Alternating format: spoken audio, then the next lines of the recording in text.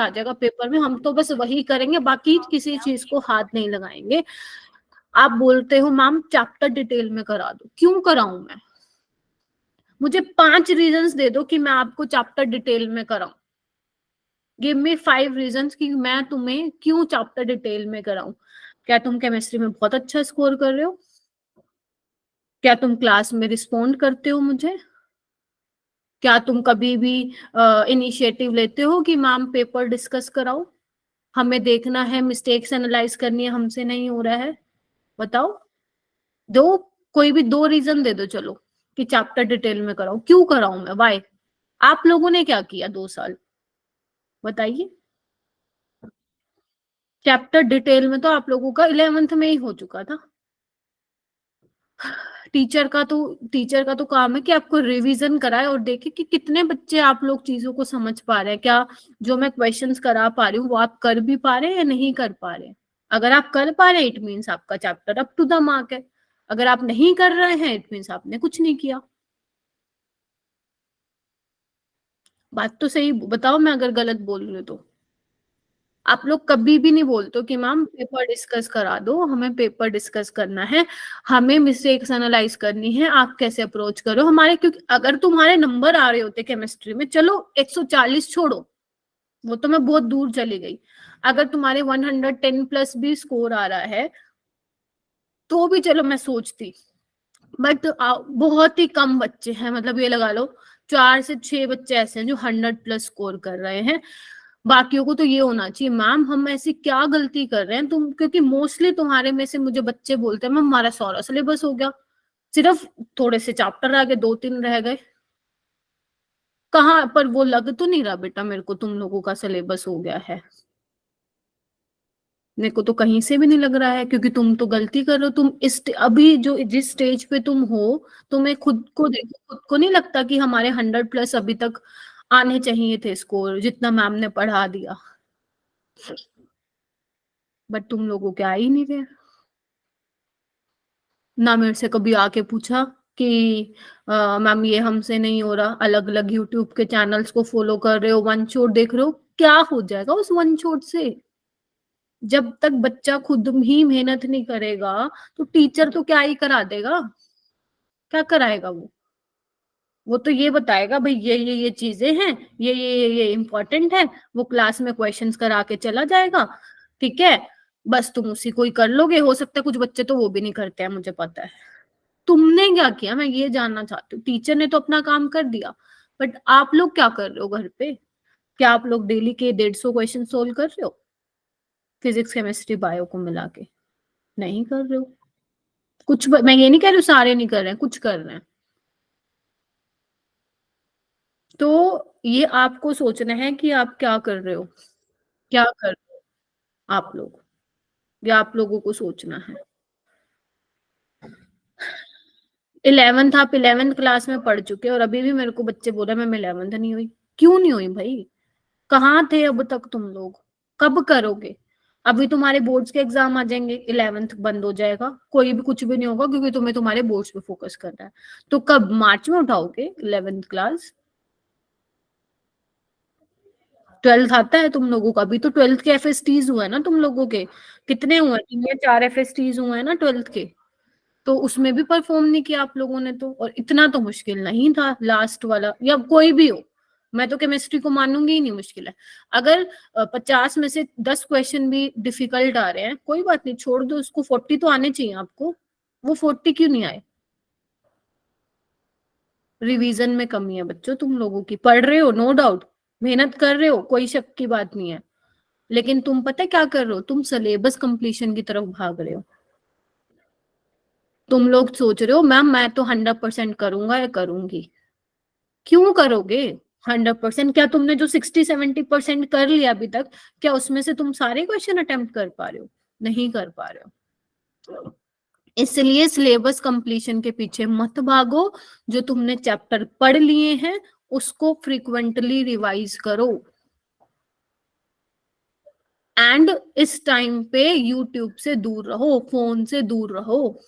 ये टाइम होता है जब बच्चा बहुत डिस्ट्रैक्ट होता है। यूट्यूब पे वीडियोस देखते हो, एक टीचर को पकड़ो फिर। तुम लोग मल्टीपल टीचर को देखते, उनका थंबनेल देख के इंटरेक्ट, तुम लोग ऐसा डिस्ट्रैक्ट हो जाओ तो ये क्या करा रहे हैं, ये क्या करा रहे हैं, ये क्या करा रहे हैं। ये टाइम डिस्ट्रैक्शन का नहीं है। आप लोग बहुत फोन यूज करते हैं बच्चों, वो बात अलग है कि आप लोगों का ऑनलाइन प्रोग्राम है, नो डाउट। मैम पता है मतलब ऐसा होता है जैसे हम पढ़ चुके होते हैं, फिर हम बाद में सोचते हैं रिवाइज करने के वक्त कि ये तो पढ़ लिया था, इसको छोड़ दो, या फिर ये वाला ज्यादा इम्पोर्टेंट नहीं है, और मैम वही रह जाता है फिर। वही तो है ना, तुम लोग रिवाइज कर, जो तुमने चैप्टर कर लिए हैं ना, मैं सबको बोल रही हूँ, जो तुमने चैप्टर कर लिए हैं प्लीज उसको मत छोड़ो, उसको बार बार बार बार फ्रिक्वेंटली रिवाइज करो, 5 बार 7 बार, जितनी बार तुम्हें करना है उतनी बार करो। तुम लोग बट नहीं कर रहे हो बच्चों, वेरी डिसअपॉइंटिंग रिजल्ट। पहली बात तो तुम, कुछ बच्चे ऑफलाइन टेस्ट में ही नहीं आते, उनको डर लगता है पता नहीं क्या ही हो जाएगा ऑफलाइन टेस्ट में आने से। ऑनलाइन में मैम मैं तो इस बार तबीयत खराब की वजह से नहीं जा पाई थी, ना तबीयत ना, ज्यादा खराब हो देखो गई थी। वो दूसरे रीजन हैं, कोई जेन्युइन रीजन हो, बट मैं वैसे कह रही हूँ 1-2 बार का कुछ नहीं, बहुत बार ऑफलाइन टेस्ट हो चुके हैं ना। मैं मैम मैं ओवरऑल हर बार जाती हूँ। जो जाता है उनकी नहीं कर रही हूँ बच्चे बात, जो नहीं जाते हैं ऑनलाइन, ऑनलाइन स्कोर पे सॉरी मैं वो कंसिडर नहीं करती हूँ, क्योंकि ऑनलाइन और ऑफलाइन में स्कोर का डिफरेंस रहता है तुम लोगों का, तो जो ऑफलाइन में स्कोर होता है मैं वही कंसिडर करती हूँ। तो थोड़ा सा देखो कि प्रिपरेशन कौन से डायरेक्शन में जा रही है, क्या तुम सही डायरेक्शन में जा रहे हो, क्या तुम एवं ही कोई भी क्वेश्चन की प्रैक्टिस कर रहे हो। इस टाइम पे बेटा बहुत सारी चीजें हमें डिस्ट्रैक्ट करती है, हमें उन डिस्ट्रैक्शन से ही तो बचना है। समझ रहे हो मेरी बात, अपना जो गोल है ना सिर्फ उस पे यस मैम।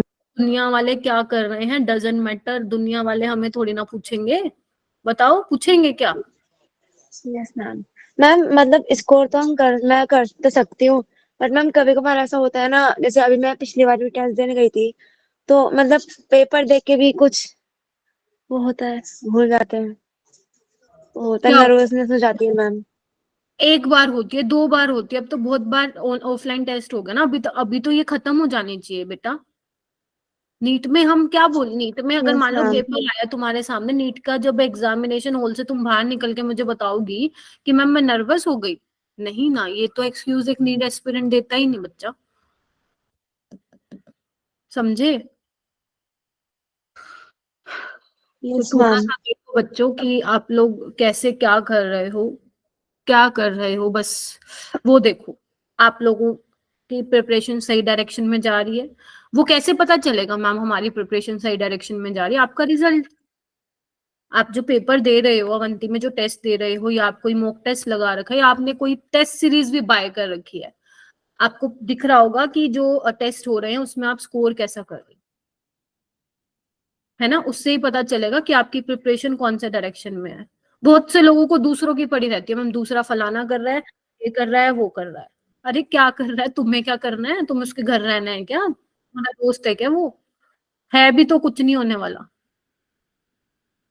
लाइफ में कुछ करोगे ना तभी कोई पूछेगा, ये मेरी बात हमेशा ध्यान रखना, पेरेंट्स के अलावा, पेरेंट्स के अलावा और कोई नहीं पूछेगा।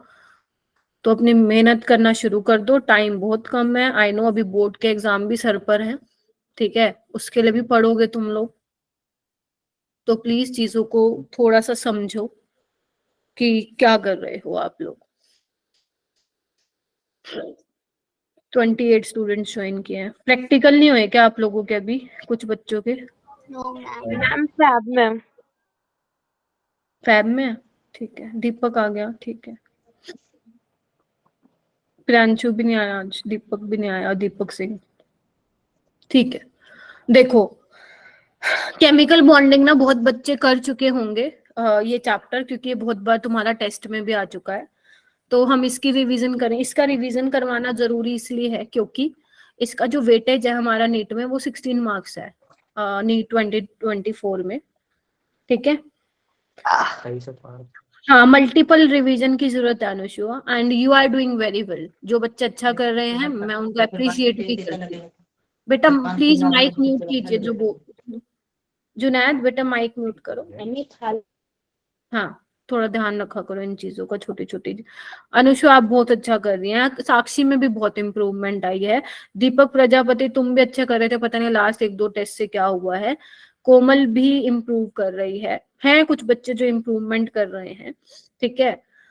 और वो इम्प्रूवमेंट बेटा हर टीचर देख रहा है तुम लोगों की, ठीक है। हम 2-2 3-3 घंटे स्पेंड कर रहे हैं ये देखने में कि बच्चों का कितना इम्प्रूवमेंट हुआ है लास्ट कुछ टेस्ट में। कुछ बच्चे तो स्कोर डिप जा रहा है, कुछ बच्चों का स्कोर जा रहा है अच्छा। तो ठीक है, और मैं तो तुम लोगों को गाइड कर सकती हूँ, है ना। बाकी मेहनत तो बच्चों की होती है, हमेशा ध्यान रखना बेटा। चलिए ठीक है, करते हैं फिर स्टार्ट, है ना। तो मैंने आप लोगों को शायद वो अपकमिंग शेड्यूल वाला मैसेज कर दिया था कि अपकमिंग हमारा शेड्यूल ये जाएगा, ठीक है। Yes ma'am. अच्छा, जेई जेई की हो गया आप बेटा सान्या? एक बार आप मुझसे बात करेंगे, एक्चुअली ना बहुत सारी सान्या, मैं बहुत कंफ्यूज हो जाती हूँ। एक तो सान्या सान्या गिरी ना, राइट। एक बच्चा, हाँ, एक सान्या गिरी, एक और सान्या है। मैं बहुत कंफ्यूज हूँ कि मैं कौन सी सान्या से कांटेक्ट में हूँ, क्योंकि एक सान्या ऐसी स्टूडेंट है जिससे मेरी बात होती रहती है हफ्ते में 1-2 बार। क्या आप वही हो क्या बेटा? क्योंकि मैं कंफ्यूज हूँ थोड़ी सी।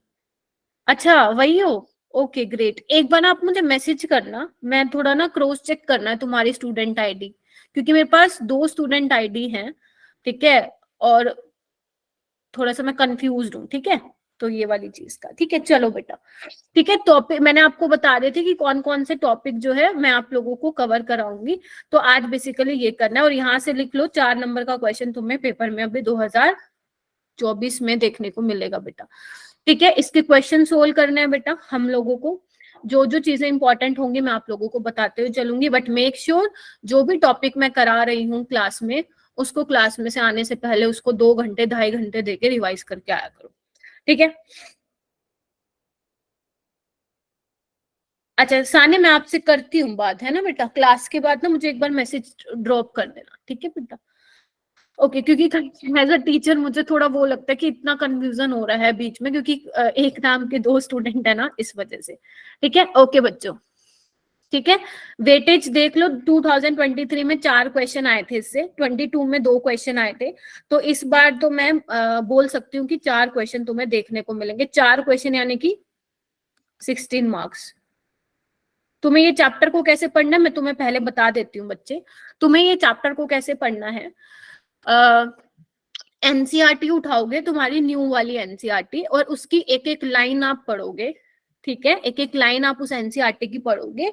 उसको पढ़ने के बाद अपने एनसीईआरटी के क्वेश्चंस लगाओगे इन टेक्स्ट बैक एक्सरसाइज, जैसे मैं हमेशा बोलती हूँ, ठीक है। उसके बाद आप नीट के पीवाईक्यूज लगाएंगे, राइट।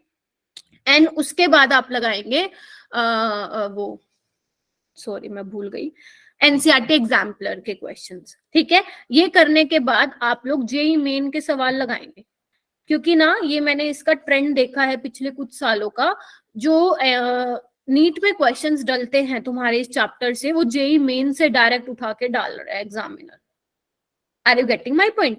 तो पहले कैसे पढ़ना है इस चैप्टर को, जिसने अभी तक नहीं पढ़ा, और जिसने पढ़ लिया एक बार आप देख लेना कि आपने ऐसे ही पढ़ा जैसे मैं अभी बोल रही हूँ। एनसीईआरटी से पढ़ना है, ठीक है। उसके क्वेश्चन सारे करने हैं, वो तो तुम्हारी परंपरा है, उसको तो करना ही करना है।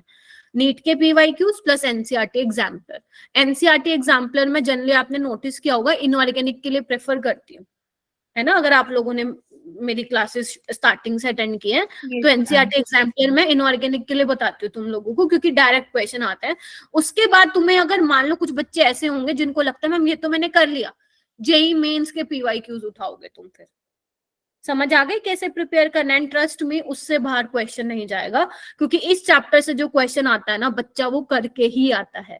तो ये चैप्टर को छोड़ना मतलब हमने अपने हाथ से 16 नंबर दे दिए, 16 नंबर, 16 मार्क्स।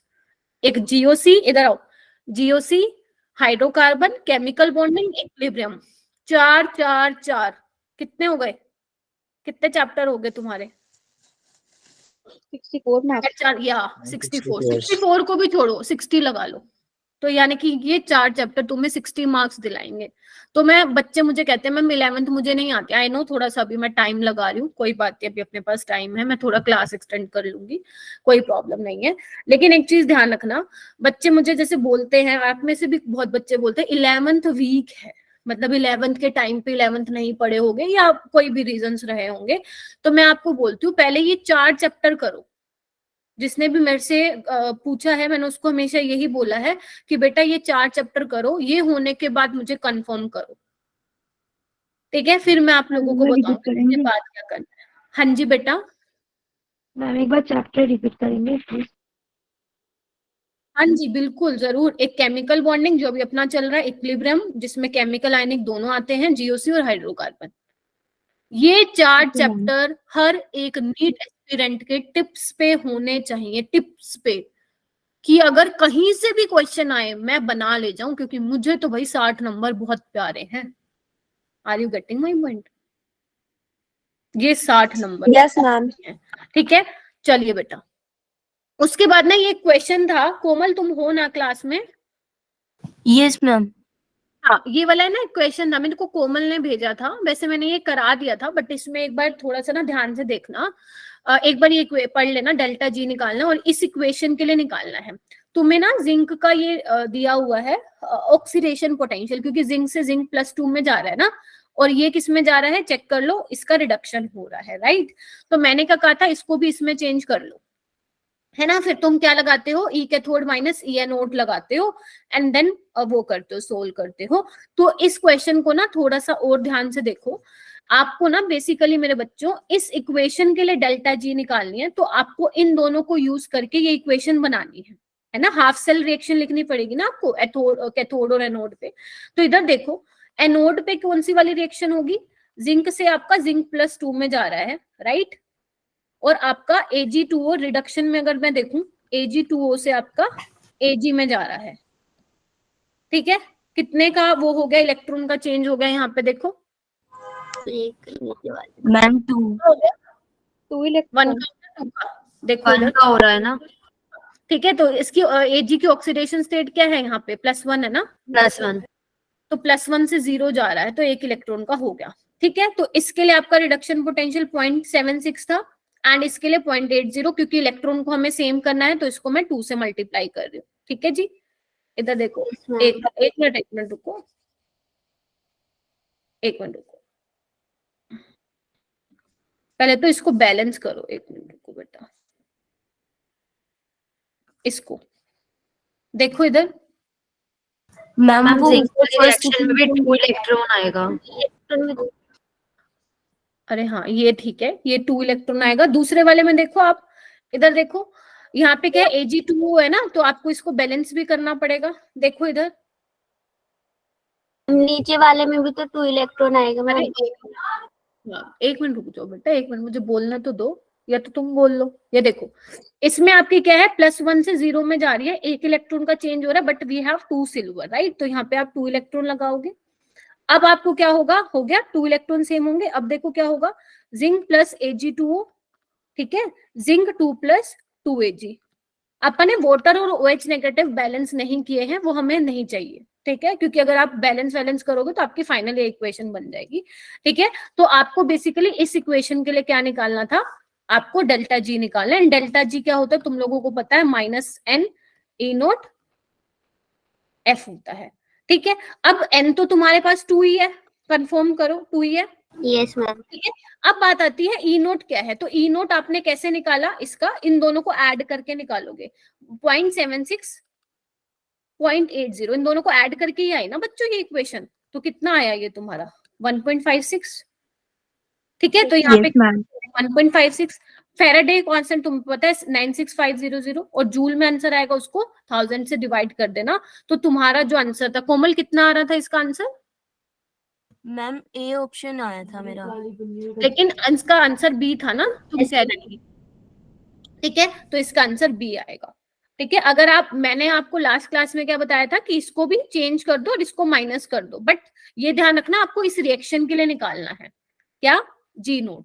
तो ये रिएक्शन आपको कैसे मिलेगी, जब आप इन दोनों को ऐड करोगे, ठीक है? या मैम क्वेश्चन है रिडॉक्स से पूछा गया। मैम ये जो हाँ यही आ रहा है, क्वेश्चन लिखिए, इसको सॉल्व करके यही ऑप्शन आ रहा है। ए ऑप्शन करेक्ट है क्या तुम लोगों यस का? Ma'am, yes ma'am. मैम मेरा भी यही आया था। मैंने भी यही करा था, मगर उसमें आंसर की में सेकंड ऑप्शन था इसका। Yes ma'am. अच्छा चलो एक काम करो, इसको सॉल्व करना जो भी मैंने यहाँ पे लिखा है बच्चों, मैम इसको यही solve आ रहा है, करना। अभी अभी करा सॉल्व। इसको यही आ रहा मैंने है जो मैम। लिखवाया यस ए ही आ मैम, रहा है। यस मैम अभी Yes, सॉल्व ma'am. करा है बैठ के। अच्छा फिर तो इसका ए ही होना चाहिए बच्चों, बी कैसे? फिर तुम लोगों का गलत होगा या तो फिर उसमें, मतलब जो मैम तुमने टेस्ट अटेम्प्ट में किया गलत था है। हाँ टेस्ट में उसमें गलत था। था ना, ये कैसे पॉसिबल हो सकता है? फिर इसका तो ए आना चाहिए। एक minute let me check, just एक मिनट दो मुझे।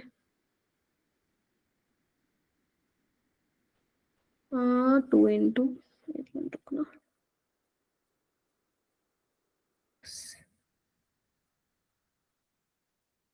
हाँ इसका ए ही आंसर आ रहा है, -301 किलो जूल। में यही आ रहा है। यही आएगा। यस ठीक मैम है यही हो रही है। ठीक है, फिर भी मैं एक बार चेक करूंगी कि आप लोगों का उसमें कैसे गलत दिया हुआ है। ठीक है ठीक है कोमल, ठीक है। ऐसे तुम, आई थिंक तुमने मुझे बोला था कि अगर आप डायरेक्ट इनको ऐड कर रहे हो तो मैम बी आ रहा है, तो मैंने सोचा एक बार ये क्लास में करा दूंगी, क्योंकि लास्ट टाइम मैंने कराया था तब भी आपका ए आंसर आ रहा था। ठीक है चलो, इसको मैं एक बार फिर भी अपनी साइड से एक बार थोड़ा सा चेक कर लूंगी, बट अकॉर्डिंग टू मी थोड़ा यही आ रहा है इसका ए ऑप्शन। ठीक है चलो ओके। उसके बाद हम फाइनल आगे बढ़ते हैं फजान्स रूल पे। तो फजान्स रूल के बारे में मुझे थोड़ा सा कोई बताएगा कि फजान्स रूल क्या कहता था? बताओ, फजान्स रूल पढ़ के आए हो ना? बताओ बेटा। कोमल?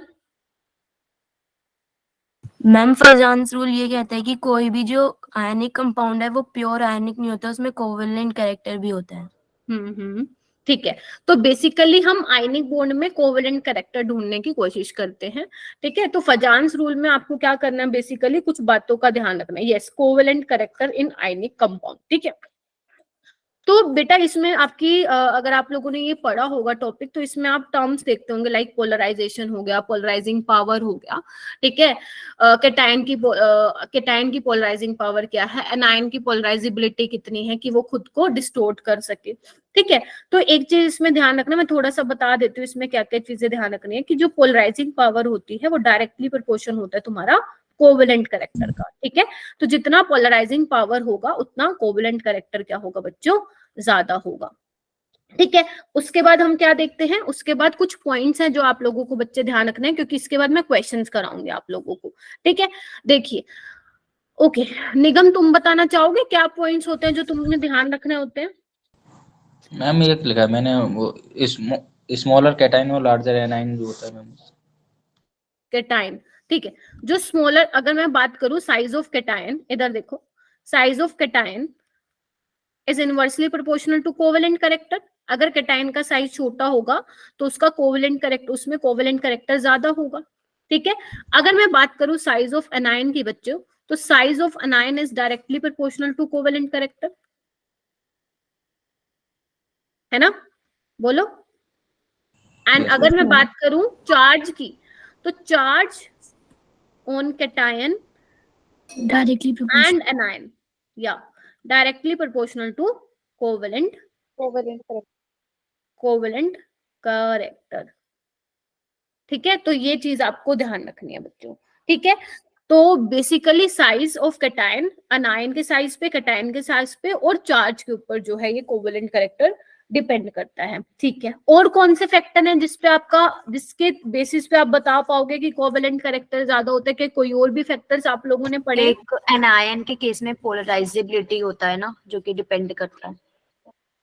नहीं, वो तो इसी में ही आ जाएगा, वो तो साइज देख के आप पता लगा लोगे। एक आपने देखा होगा बच्चों सूडो गैस कॉन्फ़िगरेशन, याद आ रहा है, सूडो इनर्ट गैस कॉन्फ़िगरेशन। एक आपका होता है 8 इलेक्ट्रॉन, जो सिंपल आप नोबल गैस बोलोगे। ठीक है, एक आपका होता है 18 इलेक्ट्रॉन होते हैं, जिसमें इसको आप बोलते हो सूडो नोबल गैस कॉन्फ़िगरेशन। ठीक है, और एक होता है आपका 18 + 2 इलेक्ट्रॉन, यानी कि 20 इलेक्ट्रॉन होते हैं। ये आपके क्या होते हैं बच्चे, non inert gas. Non inert gas जैसे कि आपका मान लो थैलियम है ना, लेड है, बिस्मथ है, जो बेसिकली इनर्ट पेयर इफेक्ट दिखाते हैं वो।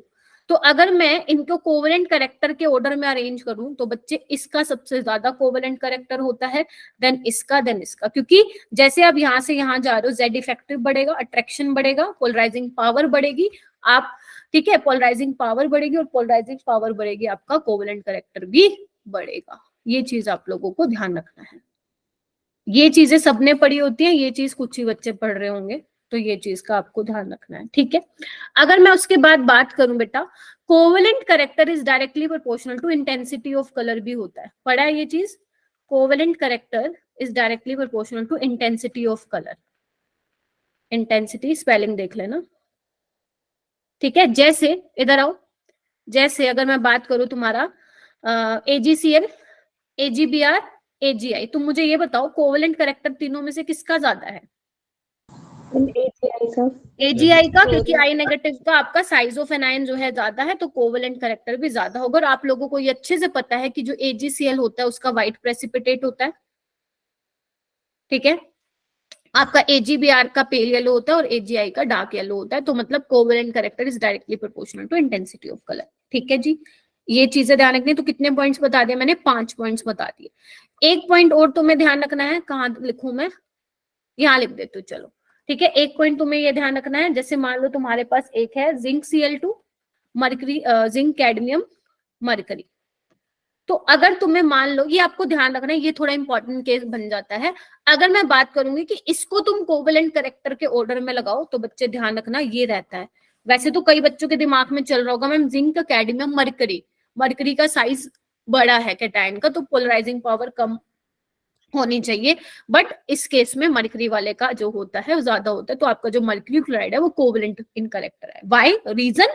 क्योंकि मरकरी में किसकी फीलिंग होती है? 4f इलेक्ट्रॉन की, जिसकी वजह से जेड इफेक्टिव बढ़ता है, जेड इफेक्टिव बढ़ने से पोलराइजिंग पावर बढ़ती है, जिसकी वजह से कोवेलेंट करेक्टर बढ़ता है। तो अपने ये नोट्स में ऐड कर लो जिन बच्चों ने नहीं लिखा हुआ है। तो हो गया इतना, बस यही बातें तुम लोगों को ध्यान रखनी थी, ठीक है। तो मैं अब तुम्हें फर्स्ट क्वेश्चन पे लेके जा रही हूँ जो तुम लोगों के सामने है। Which of the following compounds contains no covalent bond? बताओ भाई किसमें कोवेलेंट बॉन्ड नहीं है? हैंड रेज करो।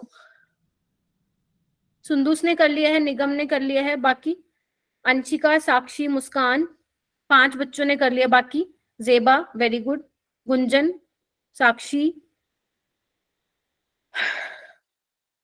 दीपक, कोमल नहीं हुआ है क्या?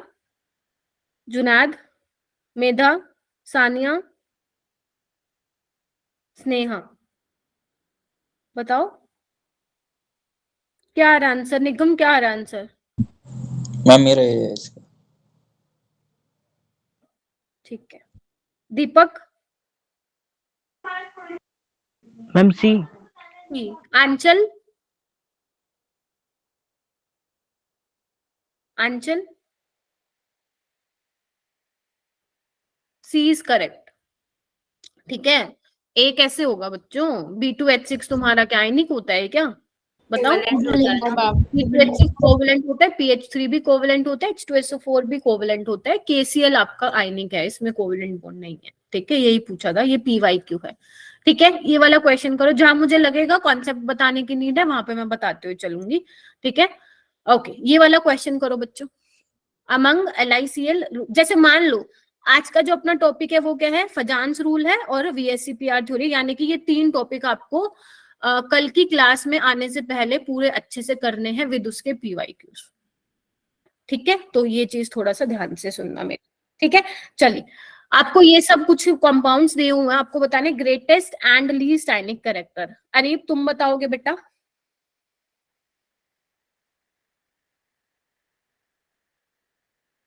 अरीब क्लास में हो ना? नहीं है क्या? अरीब नहीं है, है। बताओ। साक्षी ने हैंड रेज कर लिया है, वेरी गुड। और बाकी मैंने मुस्कान, गुंजन, हाँ गुंजन बताओ। मैम सी। सी कैसे? तुम्हारे अकॉर्डिंग इसका ग्रेटेस्ट आयनिक कैरेक्टर है और इसका लीस्ट। क्या सबका यही है या किसी और का कोई आंसर है बेटा? मैम डी वाले का होगा ना ग्रेटेस्ट। ग्रेटेस्ट वाला जो होगा आयनिक करेक्टर वो आरबीसीएल का होगा। कुछ समझ नहीं यस मैम आया। आरबीसीएल का ग्रेटेस्ट होगा, आरबीसीएल एमजीसीएल का 2 का। ग्रेटेस्ट होगा। थोड़ा आराम से बोलो, है ना, सबकी आवाज सुननी चाहिए। ठीक है, okay, yes, B is correct बच्चों, इधर आओ। यस, जो बी बोल रहे हैं इसका मतलब कॉन्सेप्ट सही जगह बी रहा है इसका, और जो बाकी गलत दे रहे हैं या नहीं बोल रहे हैं इसका मतलब वो पढ़ के नहीं आए बच्चे। ग्रेटेस्ट आयनिक करेक्टर का मतलब क्या है? जिसमें कोवेलेंट करेक्टर क्या हो? कम हो। ठीक है, या आप ये वाला चेक कर लो, लीस्ट आयनिक करेक्टर का मतलब जिसका कोवेलेंट करेक्टर ज्यादा हो। तो कोवेलेंट करेक्टर में आपको क्या देखना है बच्चा? क्या देखोगे? सीएल तो सेम है, सीएल तो सेम है ना, तो आपको साइज देखना पड़ेगा। तो बेरिलियम का आपको देखो ना, या चार्ज देख लो, रुबीडियम पे +1 का है, बेरिलियम पे +2 का है।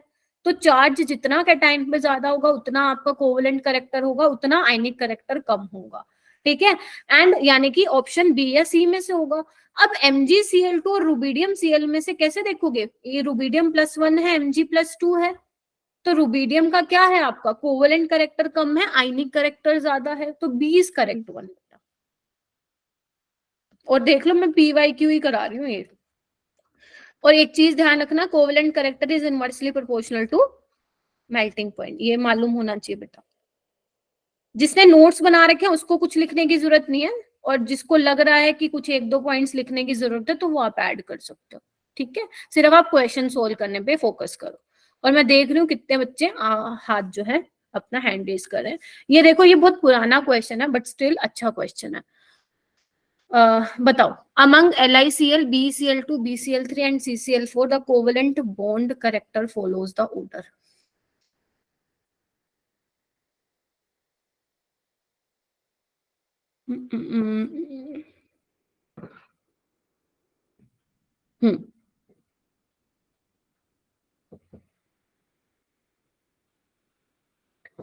ओके,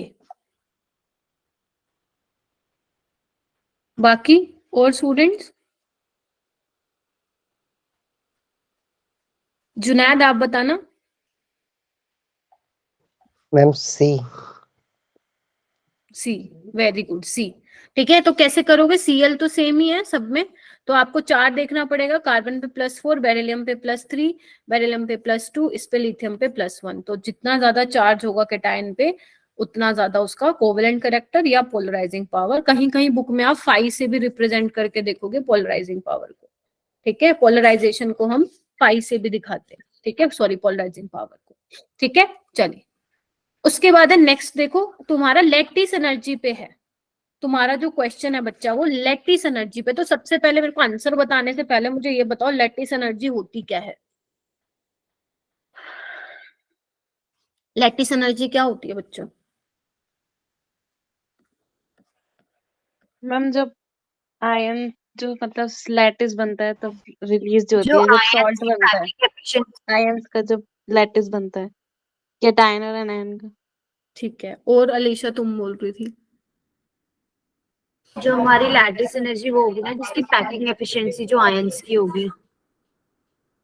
मैम लैटिस हम एनर्जी ये वो बोल होती सकते है हैं ना। जब आयनिक क्रिस्टल के जो 1 मोल होते हैं वो फॉर्म्ड हो जाते हैं गैसियस फॉर्म स्टेट में। अच्छा, ठीक है।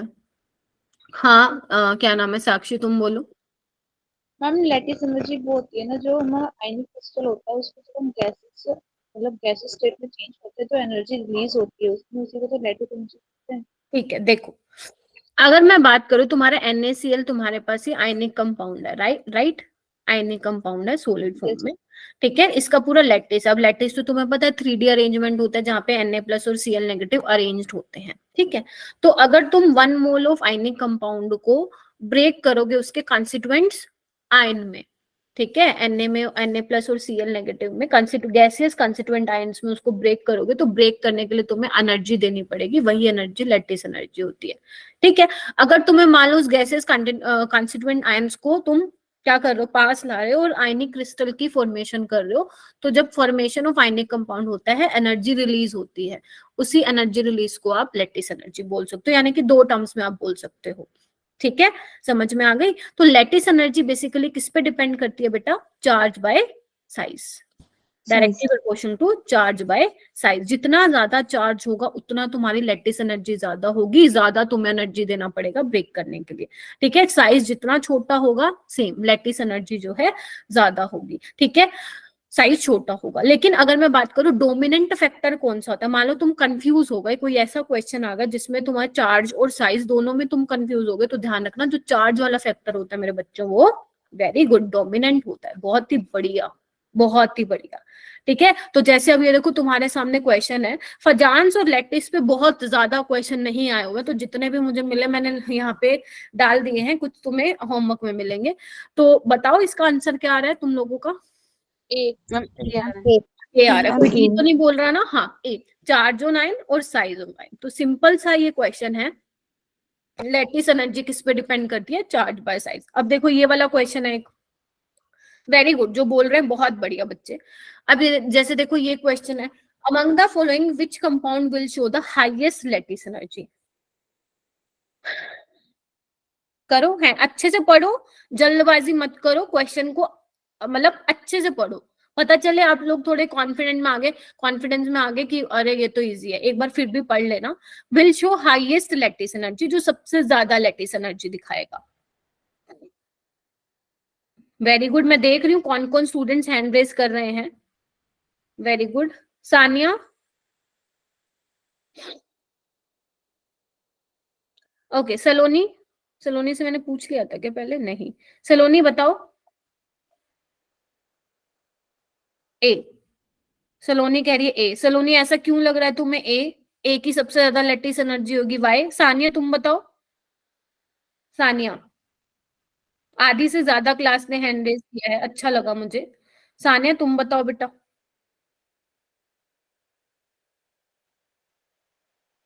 अरे मैं बताऊं? एक मिनट, इतना टाइम नहीं लगना चाहिए बेटा। हाँ, lattice energy increases as size decreases. नहीं, अरे साइज डिक्रीजेस तो ठीक है, लेकिन पोटेशियम लिखा तुमने बिल्कुल ठीक है, लेकिन तुमने आंसर गलत कर दिया बेटा। साइज इसमें पोटेशियम का छोटा है क्या? हाँ अभी आए ना, एक क्यों बोल रहे थे फिर तुम? ठीक है, NaF का होगा, ठीक है। फ्लोरीन तो सब में सेम है, तो आपको कंपेयर करना पड़ेगा साइज ऑफ कैटायन पे।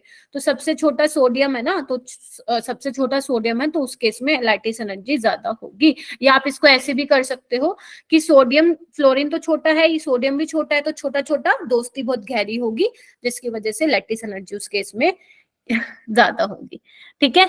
ओके, ये वाला क्वेश्चन कीजिए बच्चों, ये तुम्हारा नीट 2008 में आया था। ये तुम्हारा कॉन्सेप्ट है मोबिलिटी का, यानी कि हाइड्रेशन एनर्जी का बेटा।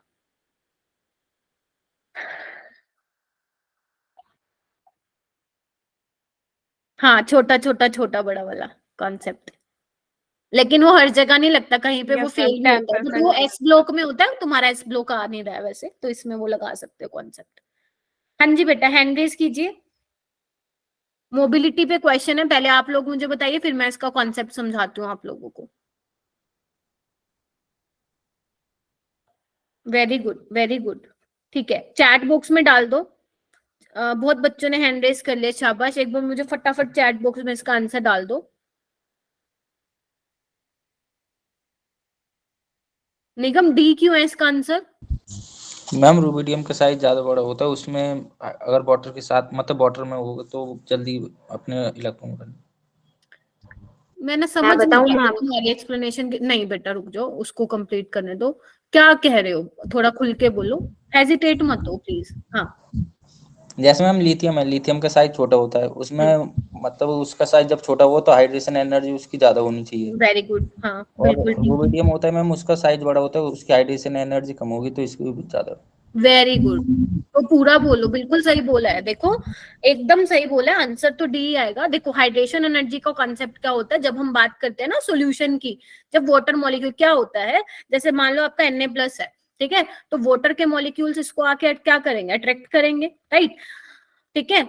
तो जब वाटर के मॉलिक्यूल्स अट्रैक्ट करेंगे तो आपकी एनर्जी रिलीज होती है, जिसको आप हाइड्रेशन एनर्जी बोलते हो। तो अगर साइज छोटा है बच्चे, जैसे इन सब में से सोडियम का साइज छोटा है, राइट, तो सोडियम का साइज छोटा होने की वजह से क्या होगा? ज्यादा वाटर के मॉलिक्यूल्स उससे इंटरेक्ट करेंगे, तो ज्यादा अमाउंट ऑफ एनर्जी रिलीज होगी। यानी कि अगर बेटा मेरे को हाइड्रेटेड रेडियाई का ऑर्डर लगाना हो, तो फिर मैं कौन सा क्या लगाऊंगी बेटा, हाइड्रेटेड रेडियाई का अगर मुझे ऑर्डर लगाना हो तो मैं ये लगाऊंगी कि लिथियम प्लस की सबसे ज्यादा, फिर सोडियम प्लस की, फिर पोटेशियम प्लस की और रुबिडियम प्लस की।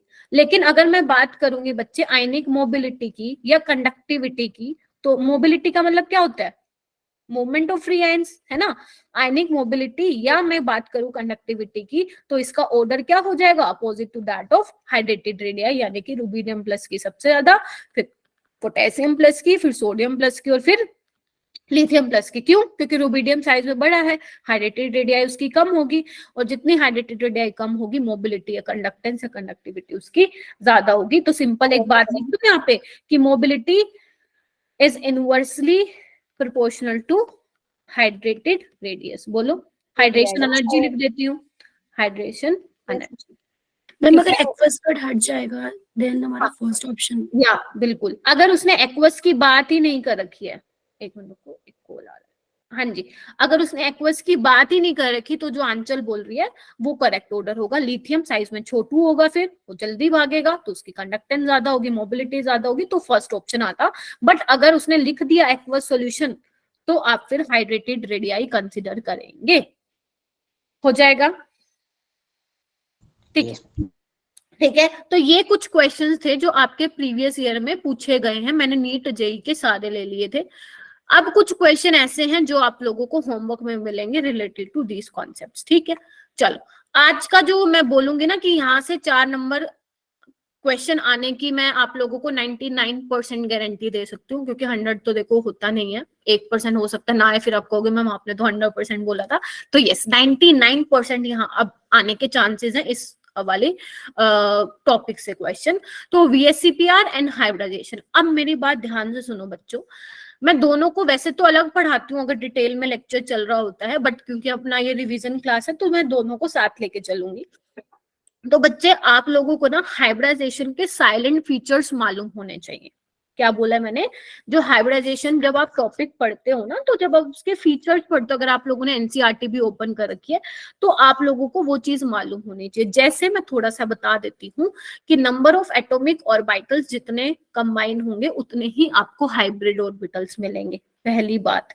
दूसरी बात, जो हाइब्रिड जो आपके एटॉमिक ऑर्बिटल्स है सिर्फ वही कंबाइन होंगे जिनकी एनर्जी कंपेरेबल और प्रॉपर सिमेट्री के होंगे, ठीक है। और हाइब्रिड ऑर्बिटल्स क्यों हम बना रहे हैं, हाइब्रिडाइजेशन करवा क्यों रहे हैं, क्योंकि जो हाइब्रिड ऑर्बिटल्स के बाद जो बॉन्ड फॉर्मेशन होते हैं, जो बॉन्ड बनते हैं वो ज्यादा स्टेबल होते हैं, इस वजह से हम हाइब्रिडाइजेशन करवा रहे होते हैं, ठीक है। और हाइब्रिड ऑर्बिटल्स को क्या है, हमें इस तरीके से उनका अरेंजमेंट कराना है सो दैट मिनिमम रिपल्शन और मैक्सिमम स्टेबिलिटी हमें मिले। तो ये कुछ फीचर्स हैं जो अभी मैंने आपको बोल के बताए हैं, ये आप लोगों के एनसीईआरटी में। चांसेस कम है इन फीचर्स के आने के, बट पूछ सकता है एग्जामिनर, बताओ इनमें से कौन सा पॉइंट जो है रिगार्डिंग हाइब्रिडाइजेशन नोट करेक्ट है, ये करेक्ट है, ठीक है। समझ में आया आप लोगों को, ठीक है। VSCPR थ्योरी हम कब पढ़ते हैं, हाइब्रिडाइजेशन के बाद पढ़ते हैं, ठीक है। VSCPR तुम्हारा होता है valence shell electron pair repulsion theory, जिसमें अगर मान लो तुम्हारे सेंट्रल एटम के अराउंड लोन पेयर आ जाए तो उससे तुम्हारी ज्योमेट्री या शेप पे क्या डिफरेंस आता है, शेप क्या हो जाती है, ये सब, ठीक है। तो आप लोगों को सबसे पहले ना, अगर आप लोगों को हाइब्रिडाइजेशन के क्वेश्चन करने हैं ना, तो आपको हाइब्रिडाइजेशन निकालने आनी चाहिए बेटा, ठीक है। या तो हाइब्रिडाइजेशन नंबर बोलो, या उसको आप लोग क्या बोलते हो, स्टीरिक नंबर भी बोलते हो, ठीक है। तो क्या होता है, वो कैसे निकालते हो, half of number of valence electron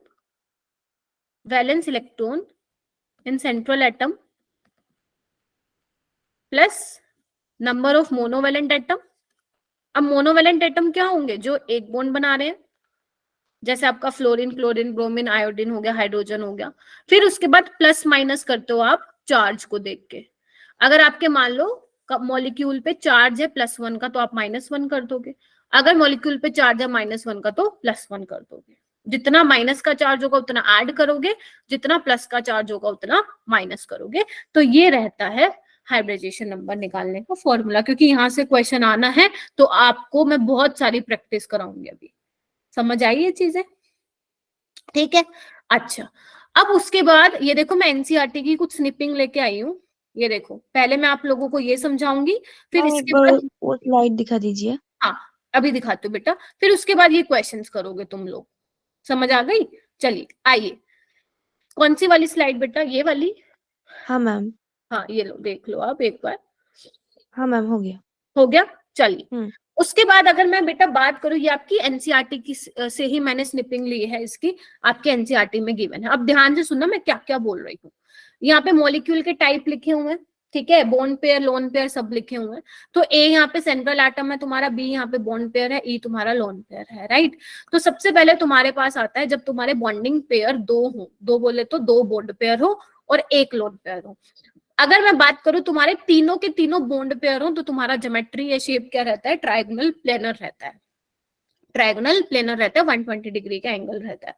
अगर तुम्हारे मान लो दो बॉन्ड पेयर एक लोन पेयर हो, तो ऐसे केस में जो अरेंजमेंट है इलेक्ट्रॉनिक पेयर की, या तुम बोलो अगर वो पूछे तुमसे एग्जामिनर इलेक्ट्रॉनिक ज्योमेट्री बता दो, इलेक्ट्रॉनिक ज्योमेट्री, तो तुम्हारा आंसर क्या होगा, ट्रायंगुलर प्लेनर। अगर वो तुमसे पूछे शेप बता दो, तो तुम क्या बताओगे, बेंड शेप, क्योंकि डिफरेंस होता है ज्योमेट्री और शेप में। शेप के केस में आप लोन पेयर को हाइड कर लेते हो, जबकि जब आप ज्योमेट्री बताते हो तो उसमें क्या करते हो, लोन पेयर को भी कंसिडर करते हो, अगर आप लोगों को याद हो ये चीजें तो।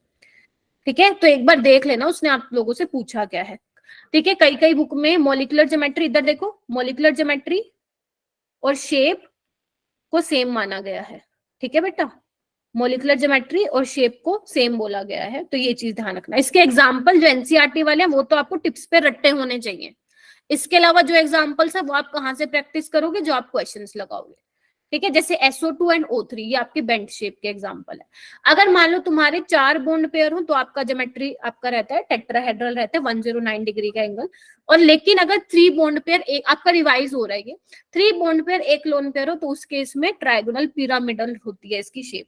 NH3 इसका परफेक्ट बेस्ट एग्जाम्पल है। ठीक है, अगर 2 बॉन्ड पेयर 2 लोन पेयर हो, तो उस केस में बेंट वाटर होता है। ठीक है, अब ये निकालोगे कैसे कि 2 बॉन्ड पेयर है या 2 लोन पेयर है, वही हाइब्रिडाइजेशन नंबर जो मैंने आप लोगों को फॉर्मूला बताया है, इससे आप निकालोगे कि कितने बॉन्ड पेयर हैं और कितने लोन पेयर। जब आप डिसाइड कर लोगे कि इतने बॉन्ड पेयर और इतने लोन पेयर है, तो आप लोगों को ये पता होना चाहिए, क्योंकि इसके बिना तो नहीं क्वेश्चन सोल्व कर पाओगे। ठीक है, अब जैसे देखो, इधर आओ, इधर आओ। अगर तुम्हारे मान लो 5 बॉन्ड पेयर है, तो TBP ज्योमेट्री होती है। TBP में क्या होता है, याद करो, TBP में ट्रायंगुलर बायपिरामिडल में,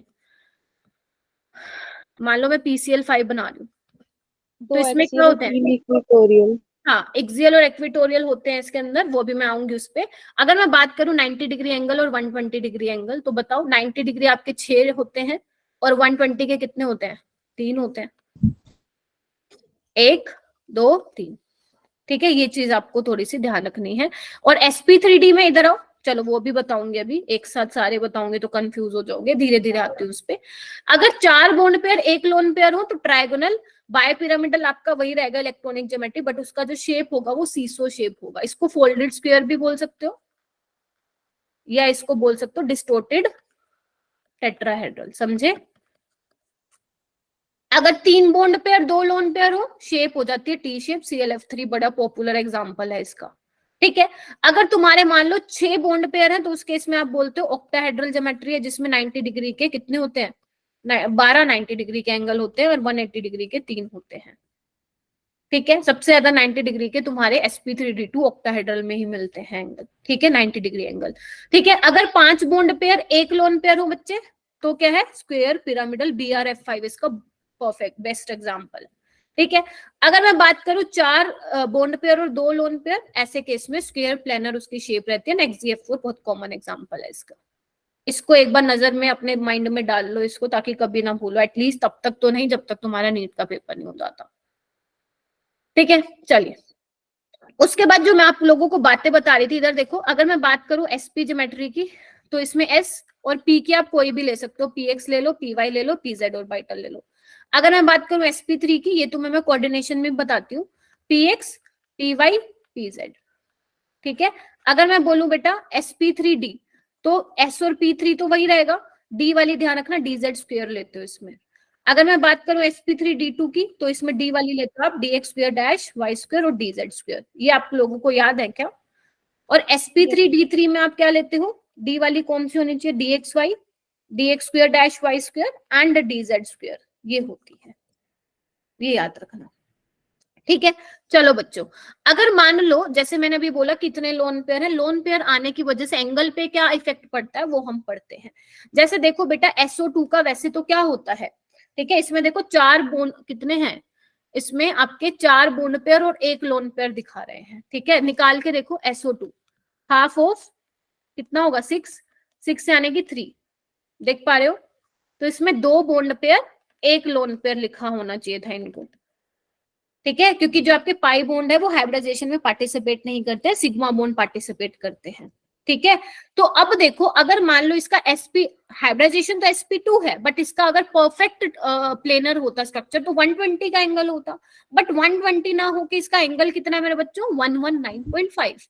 रीजन यही है कि लोन पेयर और बॉन्ड पेयर में रिपल्शन की वजह से इसका एंगल थोड़ा सा कम हो जाता है, रिड्यूस होके देखो कितना हो जाता है 119.5 हो जाता है 120 डिग्री से। सबसे ज्यादा रिपल्शन किस में होती है, लोन पेयर में, फिर आप बोलते हो लोन पेयर बॉन्ड पेयर में, और सबसे कम होती है बॉन्ड पेयर में, ठीक है, ठीक है।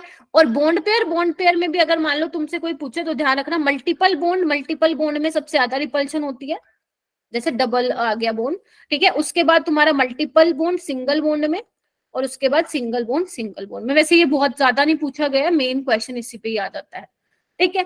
अब जैसे अमोनिया में देखो, अमोनिया का वैसे तो अगर मैं टेट्राहेड्रल परफेक्ट टेट्राहेड्रल की बात करूं तो उसमें एंगल होता है 109 समथिंग, बट अमोनिया का कितना होता है 107 के आसपास। तो क्यों हो रहा है ये, due to lone pair bond pair repulsion. तो ये एनसीईआरटी की लाइंस है जो आप लोगों को पढ़नी है, आई होप कि आप लोगों ने पढ़ी हो, ये वही लाइंस है जो मैं बोल रही हूँ अभी, ठीक है। अच्छा जी, उसके बाद तुम्हारी बात आती है वोटर की। अब वोटर में 2 लोन पेयर है तो ज्यादा रिपल्शन होगी लोन पेयर में, तो रिपल्शन की वजह से इसका एंगल 104 हो जाता है। तो ये बहुत कॉमन एग्जांपल पेपर में पूछा जाता है, SO2 अमोनिया और वोटर को इसके बॉन्ड एंगल के ऑर्डर में लगाओ, तो ये ऑर्डर रहता है बेटा इसका, ये याद होना चाहिए, ठीक है। अच्छा जी, उसके बाद हम चलते हैं SF4 पे। SF4 में हमें पता है 4 बॉन्ड पेयर और 1 लोन पेयर होता है। अब बात आती है लोन पेयर को लगाना कहाँ पे है, लोन पेयर को लगाना कहाँ पे है, तो कहाँ पे लगाओगे लोन पेयर को, हम कहाँ पे लगाते हैं बच्चों, इक्विटोरियल पोजीशन पे लगाते हैं। क्यों लगाते हैं, क्योंकि अगर तुमने एक्सियल बॉन्ड पे लगाया लोन पेयर, ठीक है, तो उसको क्या मिलेगा 3 इक्विटोरियल बॉन्ड से रिपल्शन मिलेगा, जबकि तुम इक्विटोरियल पे लगाते हो तो देखो उसको 290 डिग्री रिपल्शन मिल रहे हैं। तो बेटर कहाँ पे लगाने का, इक्विटोरियल पे।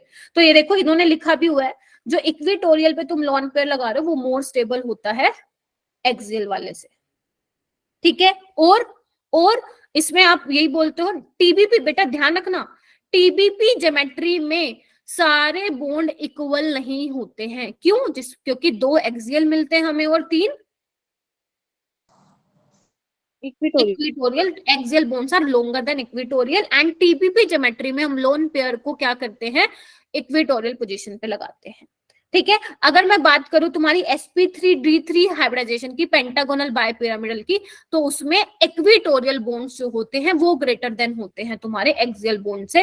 हालांकि वो इतना पूछा नहीं गया अब तक, बट हाँ अगर तुम पढ़ रहे हो तो वो भी थोड़ा सा ध्यान रखना चाहिए। फिर से रिपीट कर रही हूँ, पेंटागोनल बायपिरामिडल जिसमें तुम्हारी sp3d3 हाइब्रिडाइजेशन होती है, उसमें तुम्हारे इक्विटोरियल बॉन्ड्स जो होते हैं वो बड़े होते हैं एज कंपेयर टू एक्सियल, ठीक है, समझे गए। अब देखो ना, सीसो को तुम डिस्टोर्टेड टेट्राहेड्रन या फोल्डेड स्क्वायर या सीसो भी बोल सकते हो, तो यहाँ से क्वेश्चन फ्रेम कर सकता है। पता चले तुम्हें तो आदत है सीसो देखने की, पता चले वो पूछ ले बताओ भाई इनमें से फोल्डेड स्क्वायर कौन है, और तुम वहीं पे ही चक्कर आ जाओ में फोल्डेड स्क्वायर क्या होता था, हमने तो पढ़ा ही नहीं। तो ध्यान रखना एनसीईआरटी में से ही है ये। और कैसे क्वेश्चन पूछ सकता है एग्जामिनर, और पूछ सकता है आपके सामने वो 4 स्ट्रक्चर बना के दे दे या 3 बना दे और चौथा लिखे नन ऑफ द दीस या ऑल ऑफ द अबव। तो ध्यान रखना, आपको अगर स्टेबिलिटी का पता लगाना है तो ध्यान रखना जहां पे इक्विटोरियल पोजीशन पे लोन पेयर है वो वाला जो होगा आपका कंपाउंड बहुत ज्यादा स्टेबल होगा। क्लियर हुआ, बताओ। ओके, इसको नजर मारो, इसको नजर मारो। CLF3 टी शेप होती है, 2 लोन पेयर कहाँ ऑक्यूपाई होंगे, इक्विटोरियल पे, वही सेम रीजन। अब तुम्हारे सामने क्वेश्चन कैसे दे सकता है एग्जामिनर, तुम्हें ये 3 फोर्थ लिखेगा ऑल ऑफ द अबव या नन ऑफ दीज। तो तुम्हें ध्यान रखना है इक्विटोरियल इक्विटोरियल वाला ज्यादा स्टेबल होगा, एक्सियल इक्विटोरियल वाला ज्यादा स्टेबल होगा, एंड एक्सियल एक्सियल वाला सबसे बाद में आएगा। बोलो, आ सकता है ना पेपर में ये क्वेश्चन? बोलो, एनसीईआरटी में से ही है। Yes ma'am. बिल्कुल आ सकता है। एक बार रिपीट करना। रिपीट कर रही हूं मैंने बोला आपको लोन पेयर कहाँ पे प्रेफर करना है साक्षी? इक्विटोरियल पोजीशन पे। यहाँ पे क्या है, दोनों इक्विटोरियल पोजीशन पे है, यहाँ पे एक एक्सियल और इक्विटोरियल पे है, यहाँ दोनों ही एक्सियल एक्सियल पे है। तो सबसे ज्यादा स्टेबल कौन सा होगा तुम्हारा? Equatorial equatorial. देखो, लिखो, इधर आओ। In A, the lone pair are at equatorial position, so there are less lone pair bond pair repulsion, ठीक है, as compared to other in which the lone pair are at axial position, so A is the most stable. बाकी इसने दोनों की बात नहीं कर रखी, मैंने दोनों भी बता दिए तुम्हें, समझे? ओके। ठीक है, अब तुम्हें क्या करना है, ये जो थोड़ी सी मैंने रामायण बताई है ना ब्रीफ में, अब तुम्हें उसी को यूज करके क्वेश्चंस करने हैं। जहां पे मुझे लगेगा कोई ऐसा कॉन्सेप्ट है जहां पे मुझे वो बताना है, फिर वहां पे आई विल एक्सप्लेन, ठीक है? तो अभी तुम्हारे पास ये 2 क्वेश्चन है करने के लिए, ये तुम्हारा 18 में और ये 16 में आया हुआ था, ये तुम्हें करना है बेटा।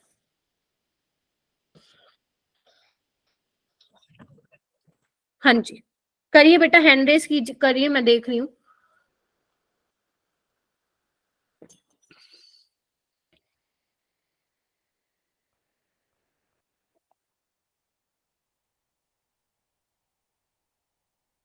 वेरी गुड, 10 स्टूडेंट्स ने हैंड रेस कर लिया है।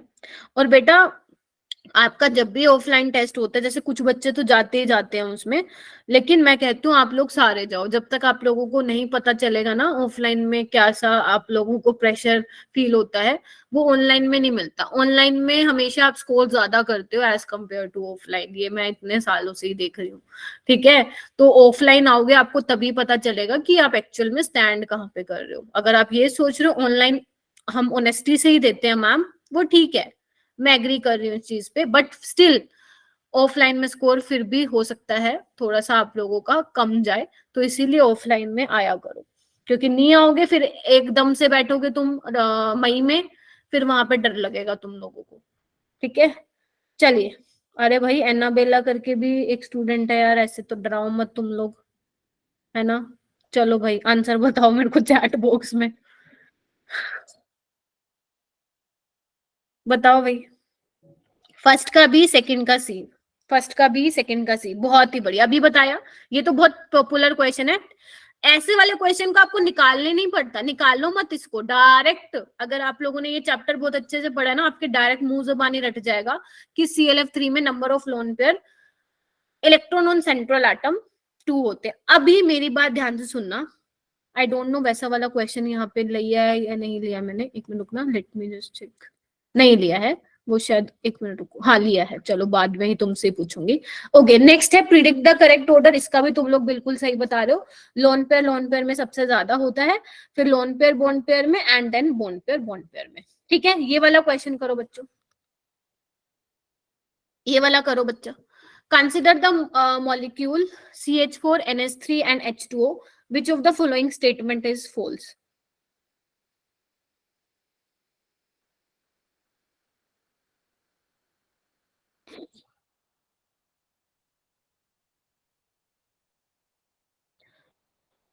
अच्छे से पढ़ना, क्योंकि क्वेश्चन को थोड़ा सा थ्योरेटिकल है ना, तो टाइम लग सकता है पढ़ने में। फॉल्स बतानी है, ट्रू मत बताने ना, बहुत बच्चे सिली मिस्टेक करते हैं। फॉल्स बतानी है, ट्रू नहीं बतानी है बेटा। देखो क्या लग रहा है,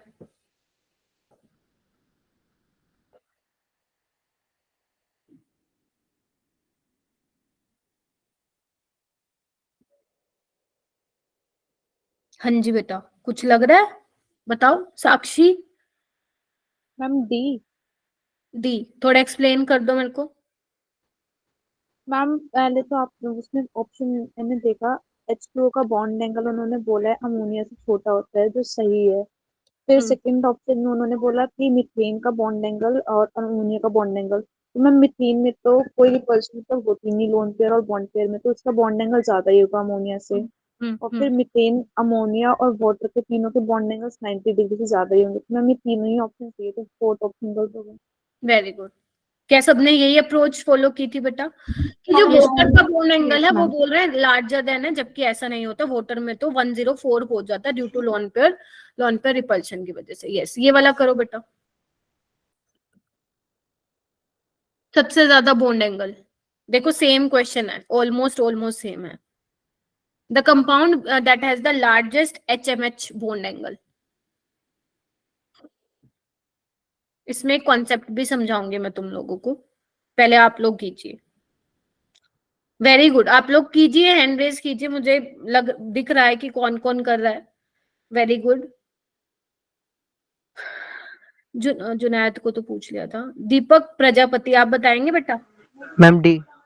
डी। क्या सबका डी है? कोमल, जुनैद, साक्षी, अनुष्वा, मुस्कान, Yes, सबका ma'am. डी है? वेरी गुड, सी होगा, ma'am. क्योंकि बाकी सब में लोन पेयर है, तो लोन पेयर में या लोन पेयर बॉन्ड पेयर में रिपल्शन की वजह से एंगल 109 से कम होगा।